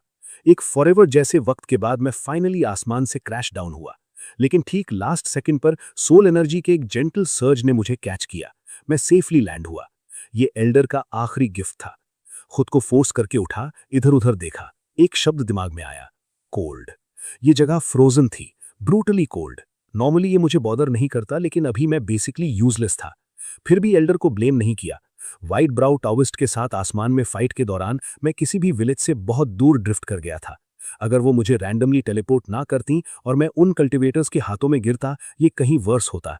यहां से आगे मैं अकेला था, बर्फ में एक कदम एक बार करते हुए चलता रहा। पहले पता करो मैं कहाँ हूं। ये एक टाइनी बेयरली पॉपुलेटेड टाउन था। मैं बेयरली कोल्ड के लिए ड्रेस था, अपनी लिमिट के करीब था। जो कुछ लोग मिले वो इग्नोर करके निकल गए या दूसरी तरफ चले गए। शरीर अपने ब्रेकिंग पॉइंट पर पहुंच चुका था। ब्लिजर्ड ने सोचना और भी मुश्किल कर दिया था। आखिरकार मैं अब और होल्ड ऑन नहीं कर पाया और मुंह के बल बर्फ में गिर पड़ा। अलायंस में लोग बात करने लगे। हेवनली एम्परर इस वक्त पूरी तरह रेक है। इस पॉइंट पर बेसिकली एक रेगुलर पर्सन है। यहां तक कि कोई देख भी ले तो बस आगे निकल जाएगा। और एग्जैक्टली ऐसा ही हुआ। मैं उस बर्फ में पूरे एक दिन और रात पड़ा रहा। कोई नहीं आया। कम से कम ब्लिजर्ड रुक गया। फिर सिंपल कपड़े और स्नो हैट पहने एक यंग गर्ल आई, अपनी कप्ड हैंड्स में वार्म एयर ब्लो करती हुई। वो बस यूं ही गुजर रही थी। उसने मुझे वहां पड़े देखा। उसने हेजिटेट किया, फिर बैठकर मुझे शेक करने लगी। हे जागो, हे जागो। वोंग टोंग ने स्पष्ट स्नीयर किया। अगर ये लड़की हेवनली एम्परर को बचाती है तो पूरी हिस्ट्री में सिनर बनी रहेगी। लड़की ने मुझे कुछ और बार शेक किया। मैं पूरी तरह फ्रोजन स्टिफ था। उसे भी लगा मैं एक कल्टीवेटर हूं। वो हेजिटेट हुई, फिर चलने के लिए खड़ी हो गई। उसका दिमाग कह रहा था इन्वॉल्व मत हो, लेकिन वो चलने के लिए कमिटेड भी नहीं थी। हर 2 कदम पर पलट कर देखती। साफ था उसका दिल अच्छा था। फिर अचानक उसने मुझे मर्मर करते सुना, सिस, माँ, पिताजी। अलायंस के अंदर हेवेंस पगोडा में बाइंडिंग बिंग ने अपने भाई को मृत्यु के एज पर भी उसकी चिंता करते सुना। इसने उसे और ज्यादा हिट करवाया। उसे बाहर निकलकर उसे बचाना था। अभी ये मर्मर सुनने के बाद लड़की ने आखिरकार चलना बंद कर दिया। अगर वो अपने परिवार के बारे में सोच रहा है तो बुरा इंसान नहीं हो सकता। उसने मुझे अपनी पीठ पर उठा लिया, फिर अपने घर तक लड़खड़ाती हुई पहुंची। बहुत लंबा लगा, लेकिन वो वहां पहुंच गई। अलायंस की भीड़ सरप्राइज थी। उन्होंने एक्सपेक्ट किया था कि चूंकि लड़की में एक फेंट कल्टीवेटर ऑरा है, कम से कम एक डिसेंट रहने की जगह होगी। लेकिन उसका घर सिंपल था, एक्चुअली रन डाउन था। जब सबने सोचा वो मुझे फायर से थॉ करेगी, उसने नहीं किया। बदले में उसने बाहर से बर्फ का एक मुट्ठी उठाया और मेरी बाहों पर रब करने लगी। इससे पूरी भीड़ कंफ्यूज हो गई। ये क्यों? हेवनली एम्परर फ्रोजन सॉलिड है, फायर क्यों नहीं, स्नो क्यों? उसी वक्त सॉर्ड गॉड एम्परेस ने अपनी कूल क्लियर आवाज में बोला, अगर कोई फुल्ली फ्रोजन हो, डायरेक्ट हीट या हॉट वाटर नहीं लगा सकते। इससे ब्लड वेसल्स बर्स्ट हो जाती हैं। टेम्परेचर स्लोली रेस करने के लिए स्नो रब करना होता है। भीड़ ने कहा, ओह, इसीलिए। फिर सब सॉर्ड गॉड एम्परेस की तारीफ करने लगे। उसने फ्लैटली जवाब दिया, मैं एक फ्रीजिंग कोल्ड रीजन में बढ़ी हूं, बस कुछ चीजें जानती हूं। ये कहते ही उसे एक स्ट्रेंज फीलिंग क्रीप हुई। वो लड़की किसी तरह फेमिलियर लगी। लड़की ने कुछ देर स्नो रब करने के बाद थोड़ी मदद हो रही थी। सर्कुलेशन स्लोली वापस आ रहा था, लेकिन काफी नहीं था। इस रेट पर मेरा हार्ट कंप्लीटली गिव आउट करने वाला था। लड़की हेजिटेट हुई, उसके गाल लाल हो गए। उसने जेंटली मेरे रोब का कॉलर लूज किया। वो डायरेक्टली मेरे चेस्ट को रब करने वाली थी। यही सबसे इफेक्टिव होता। मैंने किसी मर्द के साथ पहले ऐसा नहीं किया। प्लीज मेरे ऊपर मत मरो, उसने खुद से मटर किया। लेकिन जिस मोमेंट उसने मेरा रोब खोला वो कंप्लीटली फ्रीज हो गई। मेरा चेस्ट ब्रूटल स्कार से कवर्ड था। कुछ पुराने वुंड्स थे, कुछ अभी भी ब्लीडिंग थे। सबसे हॉन्टिंग था मेरा कोर, जैसे हॉलो कर दिया गया हो, बस एक एम्प्टी वॉइड जहां पहले था। मेरी ब्रीदिंग बैरली एक फ्लिकर थी, हवा में एक कैंडल जैसे। उसने कभी नहीं देखा था कि इतना डिस्ट्रॉयड कोई अभी भी ब्रीथ कर रहा हो। उसने इंस्टिंक्टिवली हाथ बढ़ाया डीपेस्ट वूंड को छूने के लिए। जिस सेकंड उसकी उंगलियां कांटेक्ट में आईं, मैं वायलेंट कॉफिंग में बर्स्ट कर गया। ब्लैक ब्लड मेरे मुंह से बहा, उसके रोब के वाइट एज को स्टेन करता। वो पैनिक हुई, लेकिन पीछे नहीं हटी। उसने मुझे बेड पर पूरी ताकत से ड्रैग किया, फिर हर्ब्स ढूंढने बाहर स्प्रिंट किया। उसे याद था उसके ग्रैंडफादर ने एक बार कहा था, एक्सट्रीम कोल्ड में उगने वाला स्नो लोटस किसी को जिंदा रख सकता है। रीइंकार्नेशन सील के बाहर सब विजन पर लॉक थे। वोंग टोंग ने एक कोल्ड लाफ निकाली। ये बंदा बस मर नहीं सकता ना, कोई रैंडम लड़की आती है और उसे बचा लेती है। सॉर्ड गॉड एम्परेस ने अचानक आगे कदम रखा, आंखें लड़की के चेहरे पर हार्ड फिक्स। लड़की की हैट ने उसका ज्यादा हाइड किया था और वो यंग दिख रही थी, लेकिन वो आंखें, वो एक्सप्रेशन, अनजाने में लिप बाइट करने का वो तरीका, उसकी मेमोरी में एक ब्लरी फिगर के साथ ओवरलैप करने लगा। उसकी सांस क्विकन हुई। कुछ लॉन्ग फॉरगॉटन के फ्रैगमेंट्स उसके मन में फ्लैश हुए। हर तरफ बर्फ, बॉय उसे सब कुछ से कैरी करते हुए। वो उसके शोल्डर पर स्लम्प्ड, बैरली बोलने में केपेबल। ब्रदर, मुझे बहुत ठंड लग रही है। वो उसे और टाइट पुल करता, आवाज स्टेडी। मुझे पकड़ो, हम यहां से निकल जाएंगे। और ठीक उसी मोमेंट में रीइंकार्नेशन सील के अंदर इमेजेस फिर से शिफ्ट होने लगीं, जैसे टाइम इटसेल्फ फास्ट फॉरवर्ड हो रहा हो। लड़की हर दिन माउंटेन पर हर्ब्स चुनने जाती है, उसके वूंड्स क्लीन करती है, स्नो लोटस से उसके लिए मेडिसिन ब्रू करती है। यंग हेवनली एम्परर कॉन्शियसनेस में आता जाता रहता है। हर बार जागने पर मुंह से बर्स्ट होता, मेरी बहन, वो कहाँ है? लड़की उसे सॉफ्टली रीअश्योर करती, तुम ठीक हो जाओगे, एक बार बेटर हो जाओ, मैं तुम्हारी बहन ढूंढने में मदद करूंगी। वो उसे डिस्टेंट और अनफोकस्ड आंखों से स्टेयर करता, फिर अचानक उसका हाथ पकड़ लेता। निंगबिन, क्या तुम हो? उसका चेहरा रेड हो जाता। वो झटके से हाथ वापस खींचती। मेरा नाम एग्जी है। वो एक मोमेंट के लिए क्वाइट रहता, फिर क्वाइटली कहता, शुक्रिया। दिन गुजरते रहते, उसके एक्सटर्नल वूंड्स स्लोली हील हो रहे हैं, लेकिन उसकी डांटियन अभी भी कंप्लीटली हॉलो है। एनर्जी प्रैक्टिकली नहीं के बराबर। वो अपनी टेक्निक सर्कुलेट करने की कोशिश करता, लेकिन स्पिरिचुअल एनर्जी की एक थ्रेड भी गैदर नहीं कर पाता। हर अटेम्प्ट ब्लड कॉफिंग में एंड होती। एग्जी उसे देख नहीं पाती। वो उसका हाथ पकड़ती, रुको, बस रुको, तुम्हारी डांटियन गॉन है। यंग एम्परर की आंखें एक सेकंड के लिए डिम होती, लेकिन वो ब्रेक नहीं करता। वो विंडो से एंडलेस स्नोई प्लेन्स की तरफ देखता। तुम्हारे पास कोई सॉर्ड है? एग्जी ब्लिंक्स, बस एक वुड चॉपिंग क्लीवर, ये काम करेगी। एग्जी एक रस्टी पुरानी क्लीवर खोदती है। यंग एम्परर लेता है, दोनों हाथों से पकड़ता है। कमजोर होने के बावजूद जिस तरह वो ब्लेड होल्ड करता है, वो रॉक सॉलिड है। वो कोर्टयार्ड में जाता है और स्लोली हवा और बर्फ में स्विंग करता है। स्पिरिचुअल एनर्जी नहीं, सॉर्ड इंटेंट नहीं, बस सबसे रॉ बेसिक स्लैश। लेकिन जिस सेकंड ब्लेड हवा को कट करती है, सील के बाहर सॉर्ड गॉडेस देखती है और लगभग घुटनों पर गिर जाती है। वो मूव जानती है। ये सॉर्ड गॉड क्लैन के बिगिनर सॉर्ड मैनुअल का ओपनिंग स्टांस है, wind and snows first touch. ये सिर्फ तब पुल ऑफ हो सकता है जब 10+ ईयर्स सब जीरो कंडीशंस में मेडिटेट किया हो। इस तरह की प्योर बोन डीप कोल्ड झूठ नहीं लगती। Wind and snows first touch, opening stance. Vision में यंग एम्परर हर दिन ब्लेड स्विंग करता है। डॉन टू डस्क उसके शोल्डर्स पर बर्फ जमती रहती है। ये बंदा क्विट नहीं करता, यहां तक कि ब्लड कॉफिंग हो, यहां तक कि गिरे, उठकर वापस जारी रहता है। एग्जी बगल से देखती है, वरीड से साइलेंट तक, आंखें क्वाइटली वेलिंग अप। वो सीक्रेटली स्टोव पर पॉरेज का एक एक्स्ट्रा बोल रखती है। उसके सूप में जो भी मीट स्क्रैप है वो डाल देती है। फिर एक रात बॉय को अचानक फीवर आता है, पूरे बॉडी पर बर्निंग, नींद में नॉन स्टॉप रैम्बलिंग। निंगबिंग, भागो, माँ, पिताजी, यान, मुझे सच्चाई ढूंढनी है। एग्जी उसे कोल्ड क्लॉथ से वाइप करती है, फीवर कम करने की कोशिश करती है। पूरी रात जागती रहती है। सुबह तक यंग एम्परर का फीवर फाइनली ब्रेक होता है, लेकिन वो और भी गहरी अनकॉन्शियस स्टेट में सिंक हो जाता है। एग्जी अपने दांत ग्रिट्स करती है और उसे अपनी पीठ पर हॉइस्ट करती है। Stumbling step by step snowy mountains की गहराई में जाती है। उसे याद था उसके ग्रैंडफादर ने एक बार कहा था, स्नो माउंटेन की बिल्कुल टॉप पर एक 1000 ईयर आइस सोल है जो मेरिडियंस रिस्टोर कर सकती है और इंजरीज हील कर सकती है, लेकिन ये एक स्नो डीमन द्वारा गार्डेड है। कोई भी ऑर्डिनरी पर्सन जो पास आए मर जाता है। वो कोई ऑर्डिनरी पर्सन नहीं है, सॉर्ड गॉड क्लैन की लॉस्ट ब्लड लाइन है। अभी बस नहीं जानता। सील के बाहर सॉर्ड गॉडेस इतनी जोर से अपनी पाम में नेल्स डिग करती है कि स्किन ब्रेक हो जाती है। वो फाइनली याद कर रही है। वो नानू क्लैन में सॉर्ड हार्ट फॉर्ज करने के लिए पैदा हुई थी। उन्होंने उसे ट्रेन करने के लिए नॉर्दर्न स्नो फील्ड्स में एग्जाइल किया। वहीं उसका यंग हेवनली एम्परर से सामना हुआ और उसने उसकी जान बचाई। बाद में जब वो नानू क्लैन वापस आई, वो सीधे एक डिजास्टर में वॉक कर गई। क्लैन पर अटैक था, एनिमीज उसका पीछा कर रहे थे। जब वो नॉर्दर्न स्नो फील्ड्स में वापस भागी, एक बॉय ने उसे पिक किया और ब्लिजर्ड में उसे कैरी किया, एक केव में हाइड किया, फिर खुद परसुअर्स को अपनी तरफ ड्रॉ कर लिया। उस ब्रूटल एनकाउंटर ने ही सॉर्ड गॉडेस की मेमोरीज लूज करवाईं।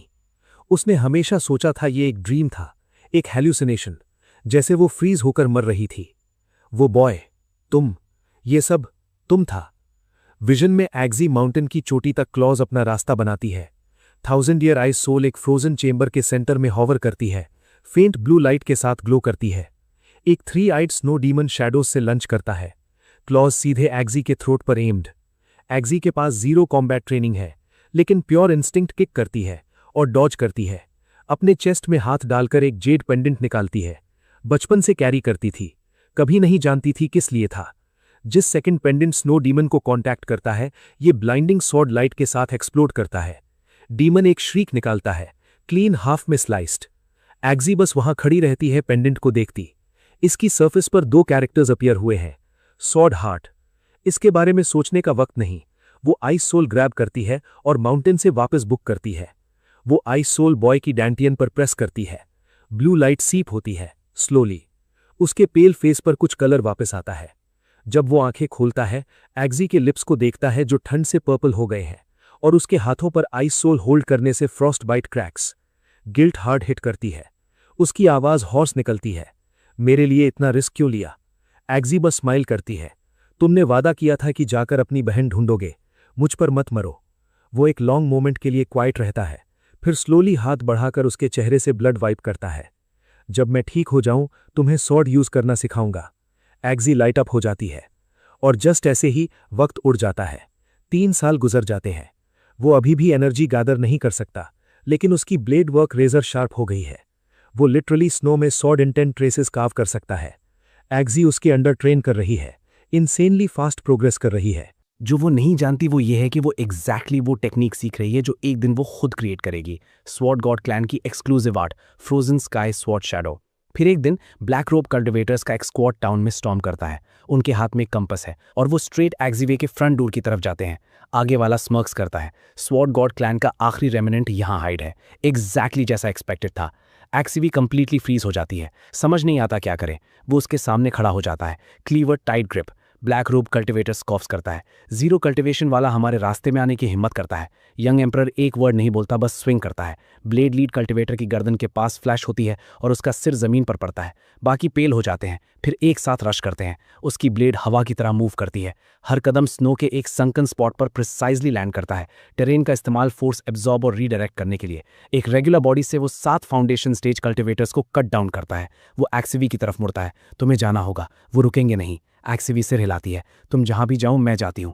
यंग एम्परर एक टायर्ड लाफ निकालता है। एक्सीवी उसे डेड इन दी आइज देखती है, पहले तुमने मुझे बचाया, अब मेरी बारी है। वो उसका हाथ पकड़ती है और वो डीप माउंटेन्स की तरफ दौड़ते हैं। वहाँ एक एंशिएंट टेलीपोर्टेशन फॉर्मेशन है। उसके ग्रैंडफादर ने डेथ बेड पर बताया था, अगर कभी सीरियस डेंजर हो फॉर्मेशन एक्टिवेट करो। कहाँ भेजेगा पता नहीं, जीना या मरना वो फेट पर है।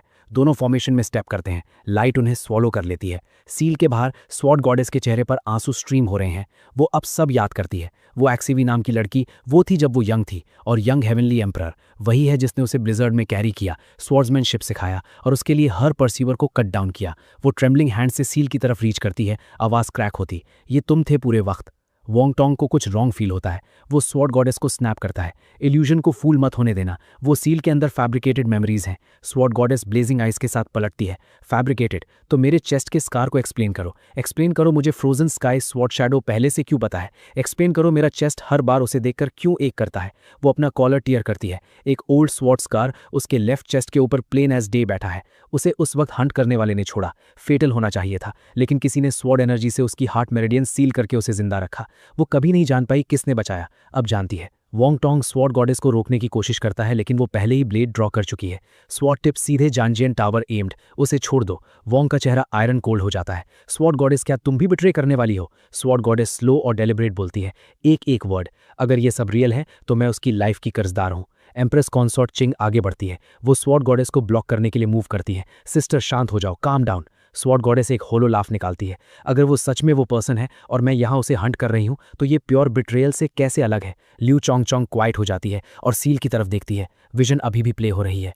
टेलीपोर्टेशन फॉर्मेशन बॉय को एक एंशिएंट डेजोलेट सीक्रेट रेल्म में ड्रॉप करती है। स्पिरिचुअल एनर्जी यहाँ कंप्लीटली ड्रेन्ड है, हर तरफ डीमन बीस्ट्स। यंग एम्परर अभी भी कल्टिवेट नहीं कर सकता, लेकिन वो उस फेंट परसेप्शन एबिलिटी पर लीन करता है जो उसकी ड्यूअल प्यूपल्स में बची है, और एक ब्लेड आर्ट जो ईयर्स ऑफ ग्रूलिंग ट्रेनिंग से हार्डन हुई है। वो शेयर फोर्स से रेल्म के थ्रू एक ब्लडी पाथ काफ करता है। उसे फील हुआ कि उसकी बहन डेंजर में है, कोई परवाह नहीं कि उसका own heavenly tribulation close in हो रहा था।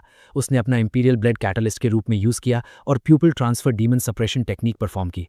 उसने उसकी ड्यूअल प्यूपल्स नहीं ली, उसने टेम्परेरली डीमन सोल और ड्यूअल प्यूपल्स की कोर एसेंस को अपनी ओन राइट आई पर ग्राफ्ट किया। अपने इंपीरियन सोल को डीमन सोल लॉक करने के लिए प्रिजन की तरह यूज़ किया। पेन किसी भी इमेजिनेबल चीज़ से बियॉन्ड था। ब्लड हेवनली एम्परर की राइट आई से बह रहा था, लेकिन उसके हार्ट जेंटल रहे, टेरिफाइड की बाइंडिंग बिंग की सोल को जरा भी डैमेज ना हो। जब ये हो गया, बाइंडिंग बिंग अनकॉन्शियस हो गए, उसकी डुअल प्यूपल्स डोमिनेट हो गई। हेवनली एम्परर ने उसे वॉन सेक्ट के गार्डियन एल्डर को इंट्रस्ट किया, फिर अकेले स्टंबल करके चला गया। उसकी राइट आई डिमोनिक एनर्जी से करप्ट हो गई थी। उस पॉइंट से वो अपनी राइट आई शट रख के लड़ा। सबने बस सोचा वो एरोगेंट हो रहा था। उधर वोंग टोंग पहले ही हुआन सेक्ट के अंदर अंडरकवर जा चुका था। बाइंडिंग बिंग के जागने से पहले उसने इल्यूजरी हार्ट मिरर से उसकी मेमोरीज रीराइट कर दी। मिरर ने हेवनली एम्परर को ग्रिनिंग करते दिखाया, जैसे उसने उसकी आई गॉज आउट की। उसकी आवाज़ ट्विस्टेड एंड वॉप्ड, ये प्यूपिल मेरी है। जब बाइंडिंग बिंग होश में आई, उसकी राइट सॉकेट हॉलो और पेन से स्क्रीमिंग। इल्यूजन अभी फेड नहीं हुई थी। उसने हाथ उठाकर एम्प्टी सॉकेट को छुआ, हेट्रेड से कंज्यूम्ड।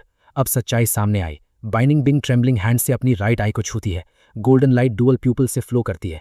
वो फाइनली समझती है, प्यूपल्स कभी गई नहीं थी, वो बस टेंटेड थी।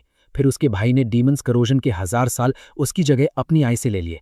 हेवनली एम्परर की राइट आई स्लोली ओपन होती है। प्यूपल में कोई गोल्डन लाइट नहीं, बस एक normal dark eye. Demonic soul refined and destroyed. तुम्हारी प्यूपल्स बहुत पहले से क्लीन है। रिकंसिलिएशन सील की विजन एक एंशिएंट बैटलफील्ड की तरफ शिफ्ट होती है।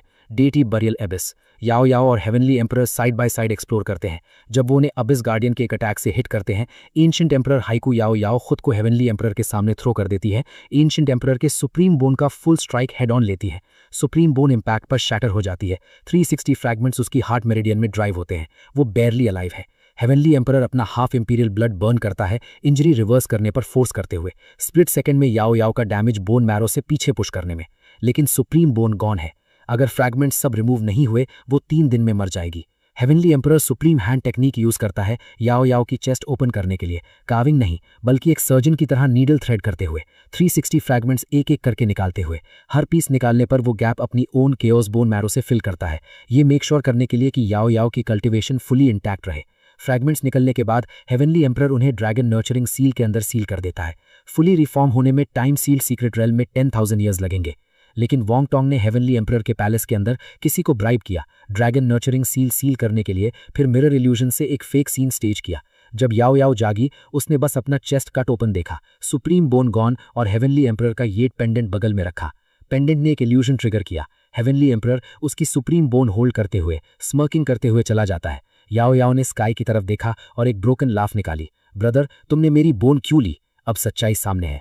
हेवनली एम्परर वॉल्ड में हाथ डालता है और ड्रैगन नर्चरिंग सील निकालता है। सुप्रीम बोन के सभी 360 फ्रैगमेंट्स एक साथ फ्यूज हो गए हैं। गोल्डन लाइट से ब्लेजिंग बोन एनर्जी याओ याओ में सर्च करती है। उसकी पावर एक्सप्लोड होती है और वो घुटनों पर गिर पड़ती है, सॉबिंग। कुछ चीजें कभी रीपे नहीं हो सकती। विजन स्वॉर्ड गॉड क्लैन की तरफ कट होती है। मैसेकर हेवनली एम्परर ने ऑर्डर नहीं किया था, ये कॉन्ग शी क्लैन था जो यान वॉ हॉल के साथ काम कर रहा था, क्लैन की टेरिटरी के नीचे सील्ड एंशिएंट स्वॉर्ड पर सील तोड़ने के लिए। लेकिन उन्हें स्वॉर्ड गॉड्स की लिनिएज का ब्लड बेट के रूप में चाहिए था। उस रात स्काई से ब्लैक रेन बरसी, 100,000 डेथ सोल्जर्स ऊपर से गिरे। स्वॉर्ड गॉड क्लैन पैट्रियार्क अपने लास्ट ब्रेथ तक लड़ा। मरते मरते उसने हेवनली एम्परर को एक इमरजेंसी डिस्ट्रेस सिग्नल भेजा।